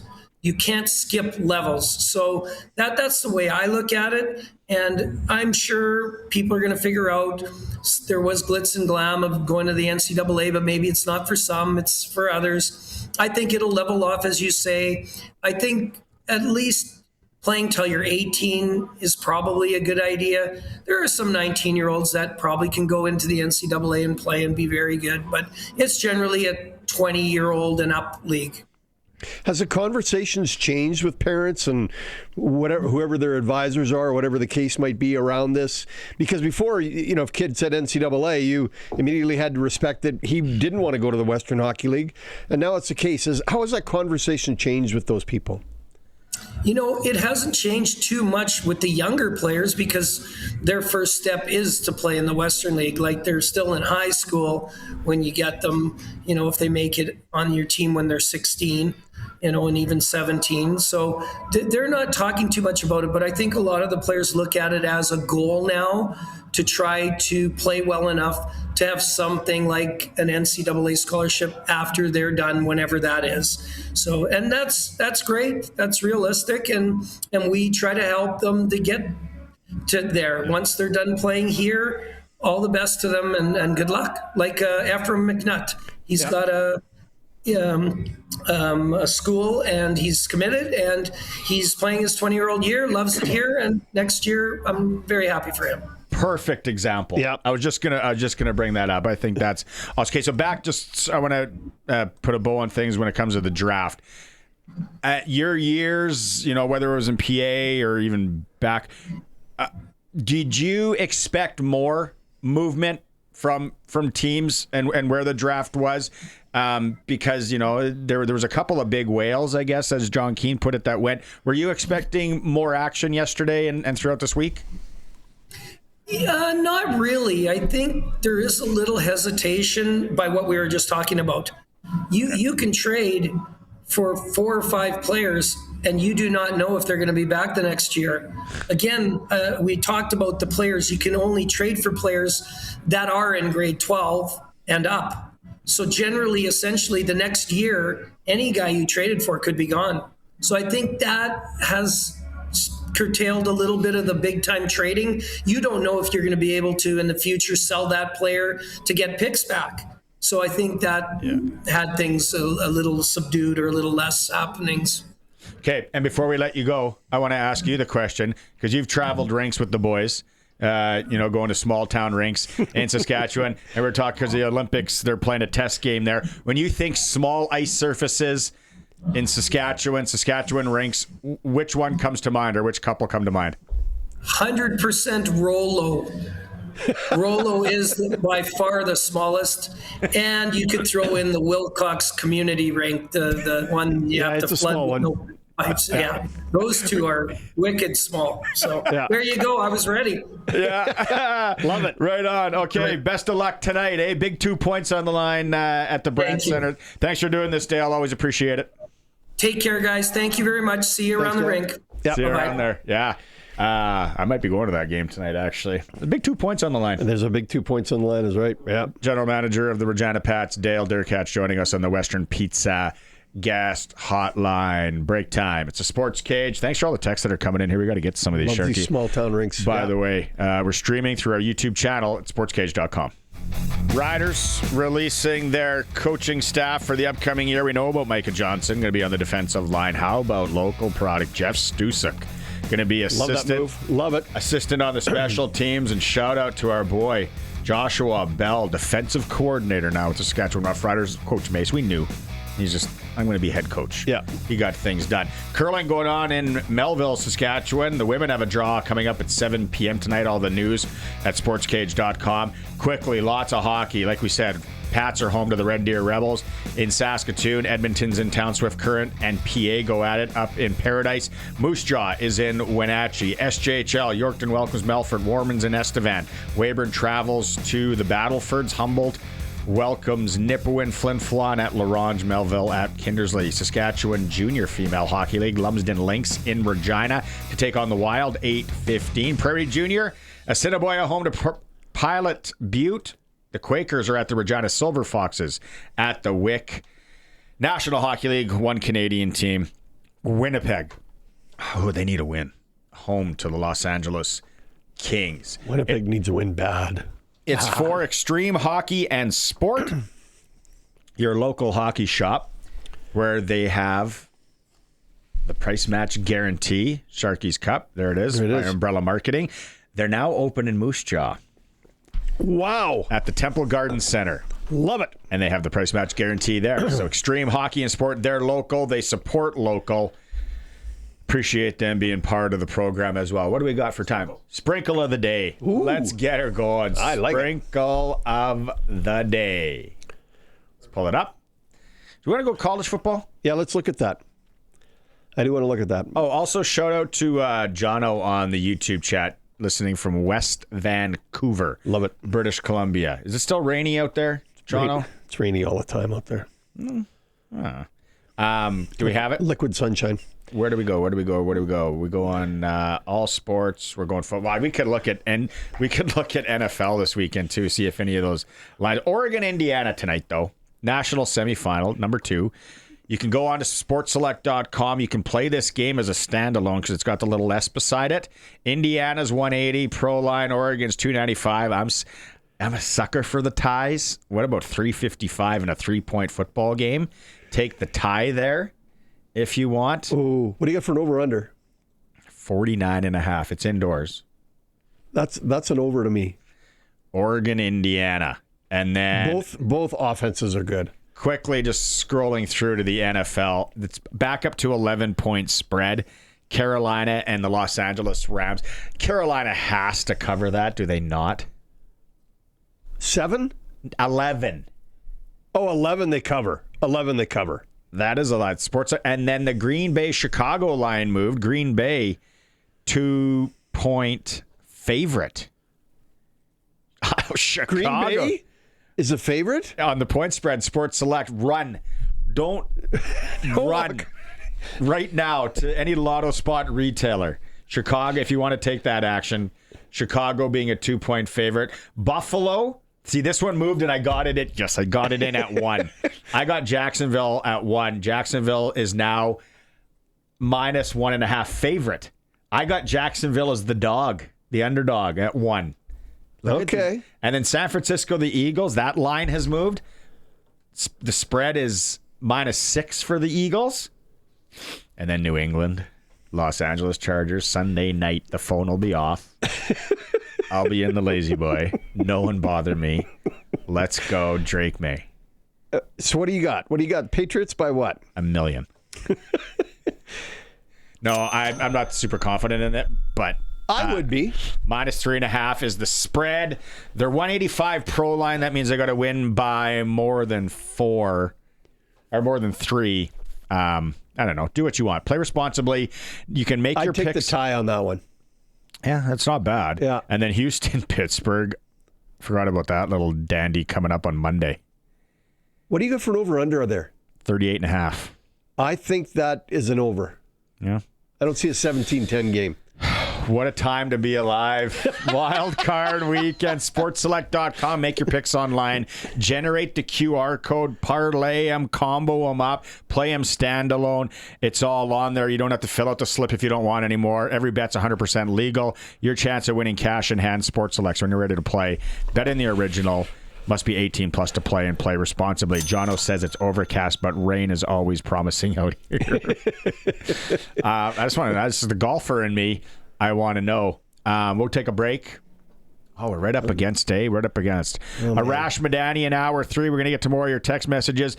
Female hockey player Bailey Schellenberg. Big female game in Moose Jaw tomorrow. You're going to want to pay attention to that. And then Jorgen Hus again in hour 3. Sharky's here for Flooring Superstore. It is for our friends at Nelson Homes, supplying home packages and RTMs for over 65 years. We'll be right back. It is for Nelson Homes on this Friday. Thanks for making time last hour here. Maybe you're out driving around, going to one of these small town Saskatchewan rinks because they're playing hockey at the facility in Italy that the Olympics are going to be held. Ice surface looks weird. Neutral zone's looks a little out of whack. The zones are the area from the blue line to the goalie. We're figuring they ran out of paint for the red line, for the center line. It's if you're watching the stream, it's wild stuff. Like that blue line to the goalie shot. That's deep. You got to have a shot. If there's any wind, it's going to affect it. Man, it's so cool. I love it. The surface of the earth comes into play. Let's watch how this plays out. So we're asking people about small ice surfaces in Saskatchewan. Brandon says his daughter plays in Rollo. We've had a lot of people mention Rollo. Dean says the Capel rink, where the dressing rooms are colder than the ice. They are cold. And the ice is not any... Yeah, it's cold. Luke says Langenberg rink is small. We had McNutt. It's not huge. It's not huge. Yeah, it's not... Yeah. We had somebody message McNutt earlier. Chicken wire for glass. That's the home of Darren Dreger. Langenberg. It's... what else? What else we got? Corval. I think are they saying Dorval again? No, Corval. Corval's another spot? I don't even know if there's a rink still there, but yeah. 2-foot step to get out of the penalty box. Also, Archerville up towards Tisdale. Yeah. KD. I've never been in that barn. Never been to that one. Another McNutt came in. Everyone's going to be entered for a SportsCage hat. That let us know. Look after that. Yeah, it's a lot of fun. Prairie Line Rentals text line. Still more to get to in the show. We're going to talk female hockey in a bit. Jorgen Hus is standing by, but let's get her going with Arash Madani. It's time to go coast to coast with Arash Madani for Smart Investing Solutions. Be smart with your money. Call Brian Gawley at Smart Investing Solutions, 546-2533. For Brian Gawley, like he said, Smart Investing Solutions. It's a Friday with Arash Madani. We should have had pints. We should. Yeah. It's coffee. It's coffee in here. We would have got it. I won't tell you what's in here either. Yeah. For Friday evening. Yeah. That a boy. That he's on Eastern time, right? He's got a couple. He's got an hour head start. At least. Would that have made a difference? Would it have been on Pacific time? True. It's after lunch. That's good enough. Yeah. We're gonna get to CFL. We're gonna get to NFL in a bit. I have to ask you your thoughts because I said on the program yesterday. And I'm going to be that guy that says, great. I said, but then I'm like, we could be in for a classic tonight between Miami and Ole Miss. Said it on the show. Said it's one of those college feels where you sit for 4 hours on the couch and just watch good football. If you just want to be entertained, it doesn't matter what side of the border it's on. Just like Americans love watching the CFL games that are good. Sit down. It could be a classic. Could be a great football game. I changed my bet. I mentioned this 30 seconds before kickoff. I went from an old... What's that? Hey, all that research you put in 30 seconds before you change your mind. I'll tell you how I was swayed, my friend. Okay. I was watching the ESPN pregame show. Yes. They all picked Miami. And really? I was like, they're doing and I'm like, well, I think I should change from an Ole Miss money line to -3.5. Let's take Miami to cover it. And what a finish if you had that bet, because it comes down to the end. Anyways, long story short, instant classic. Was it a pass interference call? Because you never call those on a Hail Mary, but... I like the rules analyst calling it hand-to-hand combat, because that's what it was. Was it defensive pass interference? Yes. Was it offensive pass interference? Yes. And when they're just going at it, I was listening to Chris Fowler. He was on Dan Patrick today. He made a great point. He said 25 million people don't tune in to watch the referees.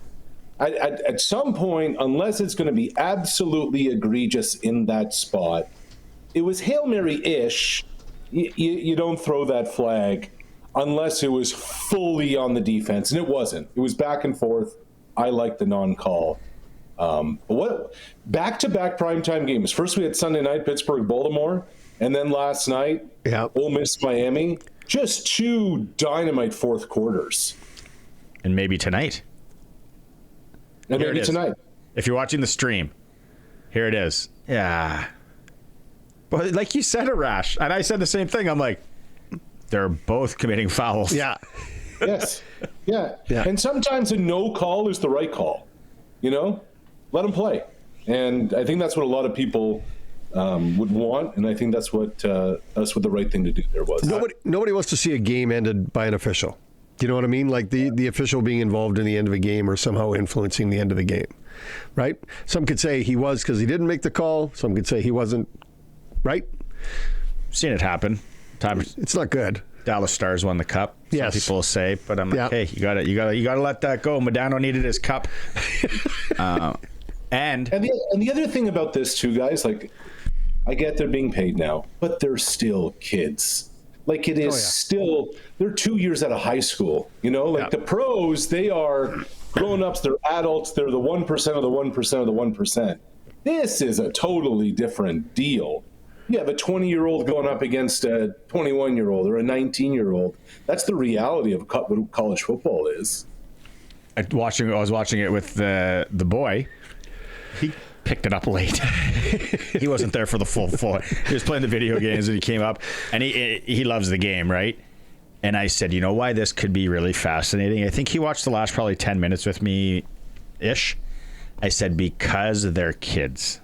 Yes. And the scope of that packed stadium and the semifinal and the pressure we could see something stupid happen because they're kids, and that's the beauty of it all. So then, he was glued to his seat as well. Speaking of Fowler, I watched that bit, but I didn't, I had to turn it up because I saw him smoking that vape in the hotel room today while talking to Don Patrick, and I'm like, what the heck is going on here? But then he said it was for his voice. Yeah, he's trying to get his voice back. Yeah, usually vaping helps get your voice back. That's what I should have told my parents growing up when I was in high school. Right? Well, the non-filtered Demoriers out here in Sask. The roll your owns. Yeah. Okay, let's go over to the CFL here. Winter meetings happening next week in Calgary. A lot on the agenda. I saw it today also. Potential rule changes, maybe overtime, replay. Let me stop you real quick, Barney. Just one thing. Here's what I appreciate of the new era with Stuart Johnston and the CFL. There's actually transparency on what they're going to talk about. There's not this cloak of secrecy, a fight club behind closed doors of what is even on the agenda. They're letting their fans, their people know these are the items that we want to discuss. We're not saying that there are going to be necessarily changes, but these are the talking points that we have for the 2026 season and beyond. I appreciate that as somebody who follows the Canadian Football League, who wants to know what's going on in the Canadian Football League and the direction of the Canadian Football League. But I digress. Okay, so what jumps out at you from everything that you saw? A bunch. One of the interesting things was this idea of potentially an American draft. Now, for a long time, if you're an American player who comes to the Canadian Football League, a team usually has your rights. You're on a negotiation list. Now, there is a neg list draft, again, in the cloak of secrecy that goes on behind closed doors. But I think in an NIL world, this actually does make some sense to do it with Americans, because the landscape of college football changing as much as it has is going to make a major impact on the CFL with the Americans who may or may not come up north of the border. So the idea of a draft, all right, let's talk it through. Let's think about the unintended consequences of it. Because there are unintended consequences of the neg list and names getting leaked. So that's something that immediately, among the list of things, that really stood out to me. The one comment I'll make to that is it gives us another reason to follow along. It gives us another reason to pay attention to what's going on, not only to the CFL and the draft, but to even U.S. college sports, right? I don't have to follow it quite the same because I'll just wait till the neg list comes out and go look for the guy. Right now, I want to see who's in a position to even be on that draft poll. You know, I'm listening to the game, or watching the game, listening to commentators, and they're talking about, here's Carson Beck in his 6th year of eligibility, comes over from Georgia, making more than $4 million from the University of Miami. And I've had some conversations with league officials, like top league officials. They are worried.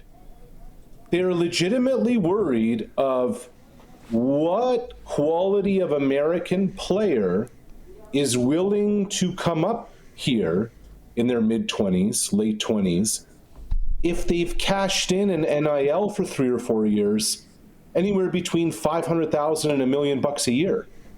What's the appetite to come up here for 75 grand Canadian? In the old days, it wasn't like that. So now it's kind of like, okay, well, so this is going to be a really interesting frontier when it comes to you go in the transfer portal right now, the going rate for an offensive lineman is $1 million, a quality offensive lineman. The quarterback's making $3, $4, $5 million. Receivers are making $500,000-$600,000. If you do that for 3 years in college football, the entry-level salary in Canadian dollars, this is going to be an issue. Well, but again, if you want to be a football player and you're not on the NFL's radar, you got to go play at the league that's going to give you a chance to get there. That's the CFL. It's not selling Volkswagens. It's not working at Foot Locker. You got to go play football somewhere because they're not going to go find you in the mall and go, do you want to come and play for the Miami Dolphins? So if those guys really want to play football and they want to do that in their life, they're going to have to go somewhere and make that happen. The mall. The mall. It's not the mall. The Orange Julius. Classic. I was in Italy on this like random soccer tennis shoot back in like 2017, and went into a restaurant, and I'm looking over and I'm like, man, that guy looks familiar. And it turns out it was the SEC Defensive Player of the Year in basketball, men's basketball, played for the Florida Gators, did one ACL, did the other ACL, then did the other ACL again.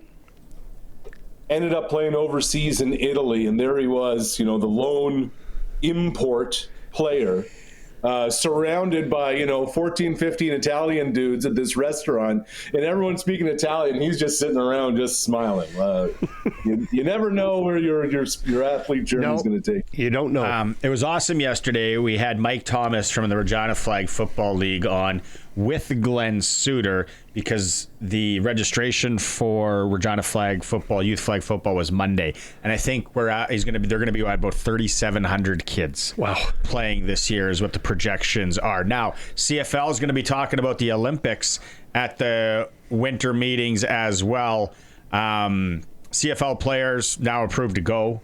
It's a no-brainer, obviously.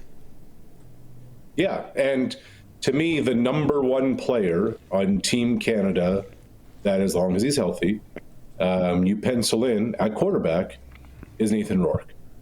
Like, that is check.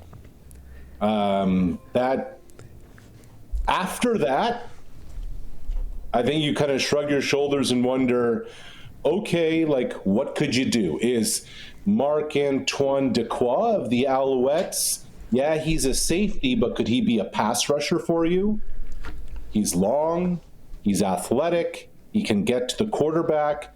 The rest of the positions don't necessarily translate, but quarterback can and quarterback does. Like right now, Michael O'Connor, who won a Vanier Cup for UBC, played in the CFL for a little while with Toronto. He's the national team quarterback, but my presumption is for LA, the idea is that Rourke would be the quarterback. So now I have to ask you both this question because you've both made the point, as we've done this all along, is that it's a very different game. Flag football from regular football is a different game. So if Nathan Rourke's not playing that and we pluck him out of the BC roster and go, hey, you're going to the Olympics for Team Canada, and he goes, what am I throwing? What's the play call here? Not how it'll work. Yeah, like I can't see it being that simple, right? You guys have talked about it being different. How is it that transition going to work? He would practice in the off season. He's going to have to go and learn the game. He's going to have to, because it might not be a fit, because the other guy that could throw for Canada is Curtis Rourke. Sure. I was just looking up their 40 times to see who's faster, because the element of speed, if you run an offense with speed, but then if you look at the Italians, when I watched 3 years ago the World Championships, the guy was about 6'7", he didn't move, and he took another 3 yards back, so the rusher was going to be hard to get. He's not moving. He just was so slinging the ball. Slinging it. So, Elgersma, I don't know. Who else are we going to throw in there? Well, let me take it further in terms of skill development, skill change, etc. I believe there could be a spot for Trey Ford on this roster as a backup quarterback, but Trey, you also better get your gloves out because we're going to need you to play receiver. You have to. Yeah. We're going to need you in the offseason work with a receivers coach because, there's only one quarterback on the roster. We don't have enough roster spots. It's not a 53, 46-man roster here. So Trey Ford, yes, if something happens to Rourke, if there's an injury, if there's a certain situation. Otherwise, we need your athleticism and your roster spot to be used in a different way. So it's... like the best example that I could give somebody is if you've ever been to a basketball 3-on-3 competition, they're basically playing inside, like from the 3-point line in. Okay, 3-on-3, not even a half court. tackle football's 5-on-5 full court basketball. 3-on-3 is 3-point line and in, and that's with 6 guys or 6 people on the floor, and so it's going to be a different animal, and Canadians are going to learn about it. Yeah. We could talk till 7:00 tonight about this, you know me. But the one thing, just to put a bow on it, with the Trey Ford, you got to be versatile. If you're not going to be the main chucker, you got to be, and you got to be. The other thing where he could maybe be effective because he's so agile / fast, plus he thinks it, he could be a good rusher. Yeah, the guy that rushes the quarterback. So. Like I said, we've got to move on because I'll go pour myself an old fashioned and we will be sitting here talking flag football for a while. Let's can we go to NFL? Behind Sharky, you see a New England Patriots flag. We are the home of the New England Patriots in Regina, Saskatchewan for the next 3 days here on the SportsCage. We said we were going to talk AFC. I want to talk as a Patriots fan. I'm not overly confident because anything can happen, just like a lot of these games in the AFC side especially. Yeah, I like the Patriots this week. I think that the Chargers' lack of a left tackle and a right tackle is going to be very problematic. But I know this sounds so basic. What's going to be really important for the New England Patriots to do is tackle Justin Herbert the first time. Justin Herbert's going to be running around, and he's got this uncanny ability to have defenders just bounce off of him. The yards after contact have to be minimized by New England's defense if they want to win this football game. If they do, advantage Patriots. If they don't, it's an altogether different football game. I look at, if I'm going to play the little betting game here, I've got 3 road teams I'm picking. The Rams over the Panthers. Whoa, going out on a limb. Colson's excited. Colson's here to listen to that. 49ers over the Eagles and the Texans over the Steelers on Monday night. So there have been 8 coaches fired already. A quarter of the NFL coaches. Yeah. My question to you is, if the Houston Texans win on Monday night, is Mike Tomlin safe? Great question. I think so. I do. I think so. I don't. Yeah, I don't know. Pittsburgh doesn't have a history of firing coaches. What have they had? 5 in the last century? It might not be Pittsburgh. Mike might go, if Harbaugh doesn't land in Miami, or Mike might go, that Atlanta gig looks very interesting. Oh, Las Vegas, eh? I like my games a chance. Maybe I want to head out. I want to change. He's been there a long time. It might be nice for him to say, let's handshake this out. It's been it's been real. It's been fun. But lately it hasn't been real fun. And look, I'm not in the business of wanting to get coaches fired or anything like that. Here's my other one. If Chicago beats Green Bay, a Packers team that went 9-6-1 and hasn't won a playoff game in 4 years, is Matt LaFleur, with a new president over there in Green Bay, is Matt LaFleur on the hot seat? Yes. Yep. Yes. Yep. Again, he might take that little cheesy mustache down to Miami. Yeah, I can see that.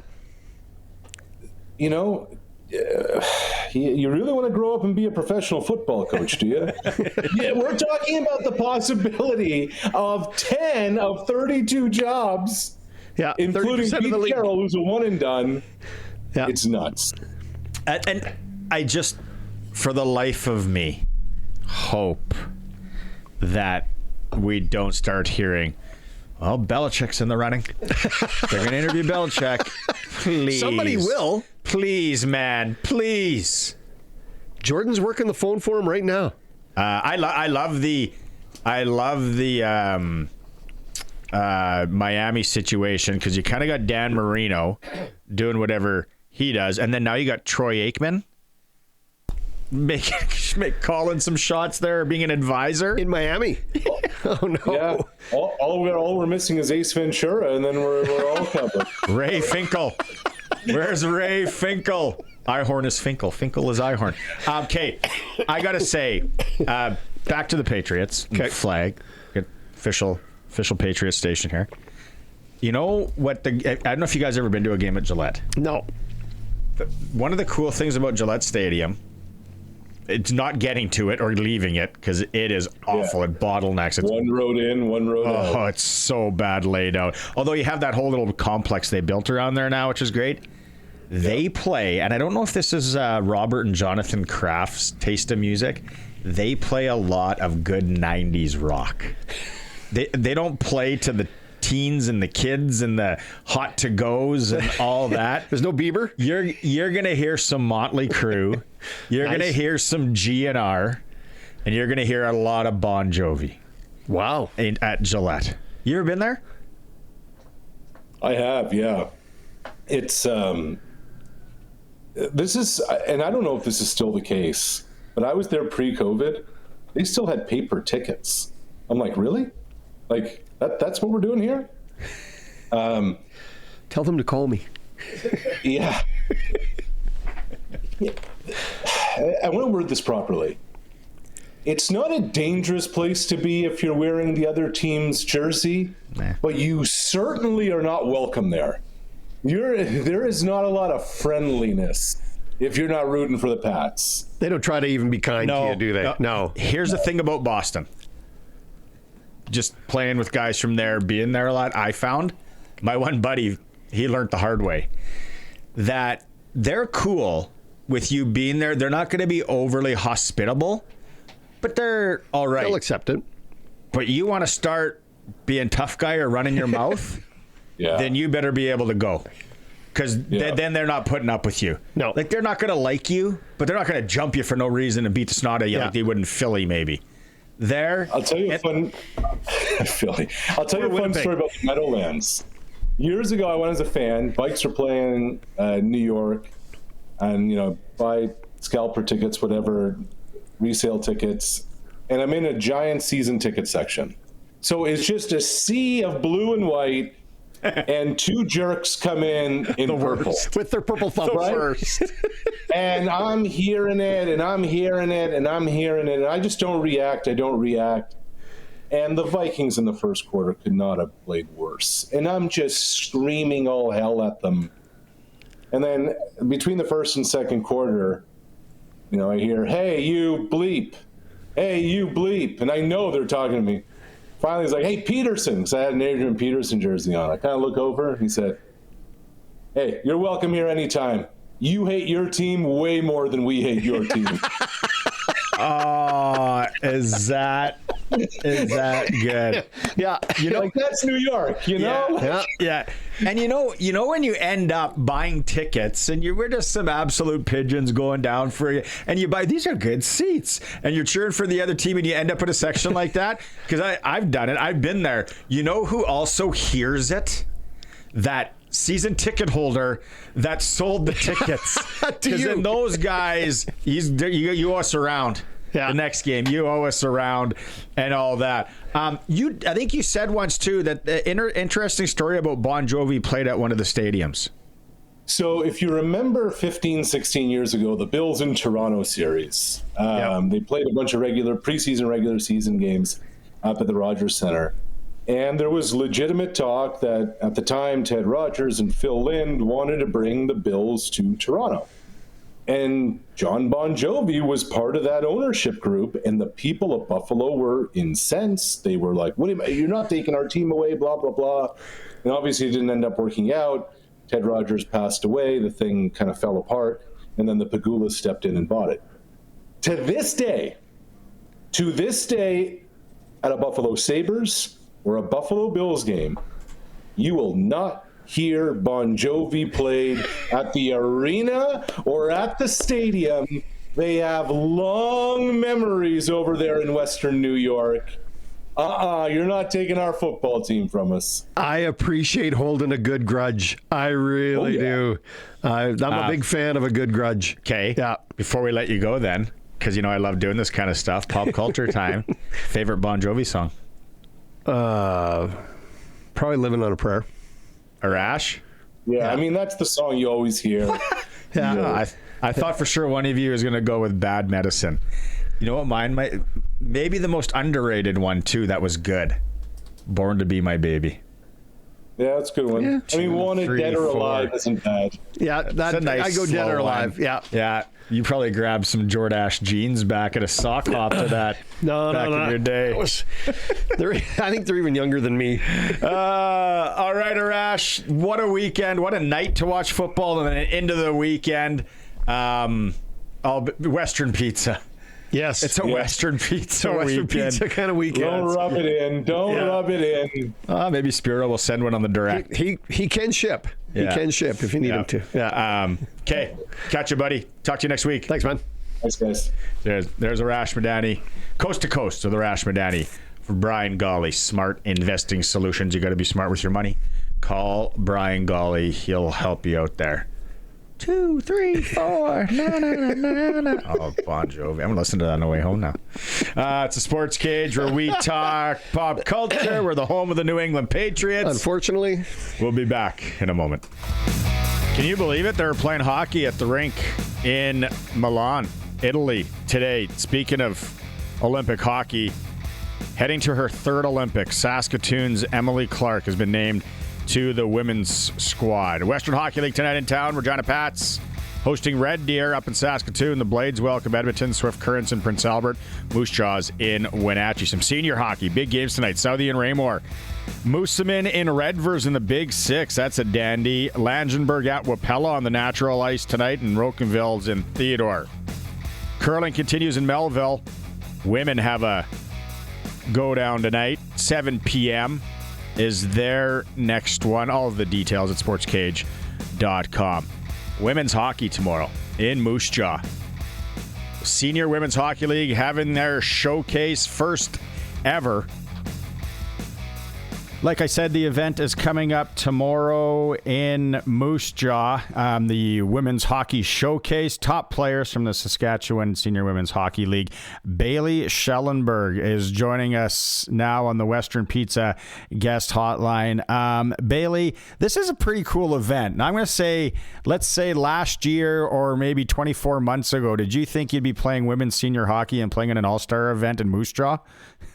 Never. No. This is a big surprise even for me, but I'm very grateful for the opportunity. What? Tell me about the league now. Inaugural season, as I just really found out, the North and South Division. I thought it was all one division, but just talk about how things are going, because a lot of times, when a league fires up and you got to find players and you got to find teams and all that, there are growing pains. But how have things been going? They've been going good towards the end of the season here. We started off pretty slow on the start. I think just trying to have a team out here in the north. We took whoever would play. And I actually wasn't supposed to play. I was just going to be an affiliate player, and when they needed me, they'd call. And it turned out they needed an extra player, and I ended up playing full time. So as we've kind of grown together, we've formed some chemistry, and we've got some wins under our belt now. So it's started to be a pretty exciting and successful season for the end of our team here. That's probably very familiar and similar, though, to senior men's hockey, where it's like, oh yeah, we'll put you on the list to make as many games as you can, and then all of a sudden it's like, hey, we need you all the time, by the way. Yeah, pretty much. That's kind of how it went. And I would suspect, because I think you were saying here before we started, that there are a lot of women that obviously played high-level hockey, but maybe haven't played in a while, kind of like yourself. Yeah, there is quite a few girls, and it's been surprising to me playing some games, some girls that I've lost touch with throughout the years, as you do. You see them on the ice, and it's like, oh, so-and-so's here, so-and-so's here. And they haven't played in a while either and had some time off or had a baby in my case. My daughter's turning 2 in February, so that kind of took me away from the ice a little bit. But it's really nice to make those connections again and have the opportunity to skate. I mean, there's girls that just came from university university or the junior league that they were playing in. So they're pretty fresh on the ice. But to have the opportunity to tie the skates on again is pretty cool for us. One thing, work gets in the way, like anything. And for you, obviously, your full-time job as a teacher as well, but you have the rodeo. Now, has this, affected what you can do rodeo-wise, because it's kind of winter? Is it the downtime for you? It's been the downtime for us, so it's really worked out in my favor. Although I told myself I was going to stay home this winter and off the road to get a break and catch up on some sleep, but that didn't happen. But I'm pretty glad that I took the opportunity to play. It's been a different change of pace a little bit, games on the weekends, and just taking that time off from rodeo and changing that competitive nature back into hockey and channeling, that extra, getting that physical activity too has been great. Now I gotta ask, because anyone of us, that's played senior hockey in Saskatchewan, there are a lot of road trips when you don't really want to leave your city or your town because the roads might be dicey, the weather, it's cold and all that. I'm sure there's been a few of those too for you ladies. Yeah, there has been. I mean, we haven't had to travel super far. I think the furthest trip for me was to Delisle. So again, 3 and a bit hours for me, and I ended up hitting a deer on the way home, and that's just part of it. It's part of living in Saskatchewan too, and you just dress warm and hope for the best to get home, I guess. Okay, now I have to ask you this question, because do you after games, do the ladies like to have a pint or two, maybe a beer, or is that not a thing? Oh, we have a case of Michelob after every game. Maybe not the whole case, but we each kind of have a beer after the game and enjoy it. So that's been a fun part of it too, the social aspect. Yeah, and then tomorrow, the event and the showcase in Moose Jaw. Maybe, Bailey, if you could name drop a few of the players, maybe players that you played against, like you said, from the past that went on or had good careers, or maybe let's name drop some of the people that are skating tomorrow. For sure. Jenna Smith, she's on Team North with me. She played for U of C. So we played against each other for a couple years, and then she went on to a pro career overseas, and she's very, very talented. She's a threat anywhere on the ice. And then I know for sure on Team South, there's Paige Wheeler, Rianne Watson, Tony Ross. I never played with the first two girls, but I played with Tony Ross, and she's an outstanding goaltender, and those other two can put the puck in the net whenever they want as well. So I'm pretty excited to, bring that rivalry back. It's a friendly rivalry for sure, but to get on the ice with those girls again will be pretty great. Yeah, I mean, put a case of beer on the line or something, right? Yeah, exactly. Get some action going. All right, Bailey, thanks so much for doing this. Appreciate it. It's awesome. And I know there's a lot of people looking forward to the event tomorrow in Moose Jaw. Thanks for hopping on. Yeah, no problem. Thank you. It's in Moose Jaw, 7 p.m. puck drop at the Temple Garden Center tomorrow night. You're on the home of local sports in Saskatchewan. It's a SportsCage, 620 CKRM, also streaming through our YouTube channel at sportscage.com.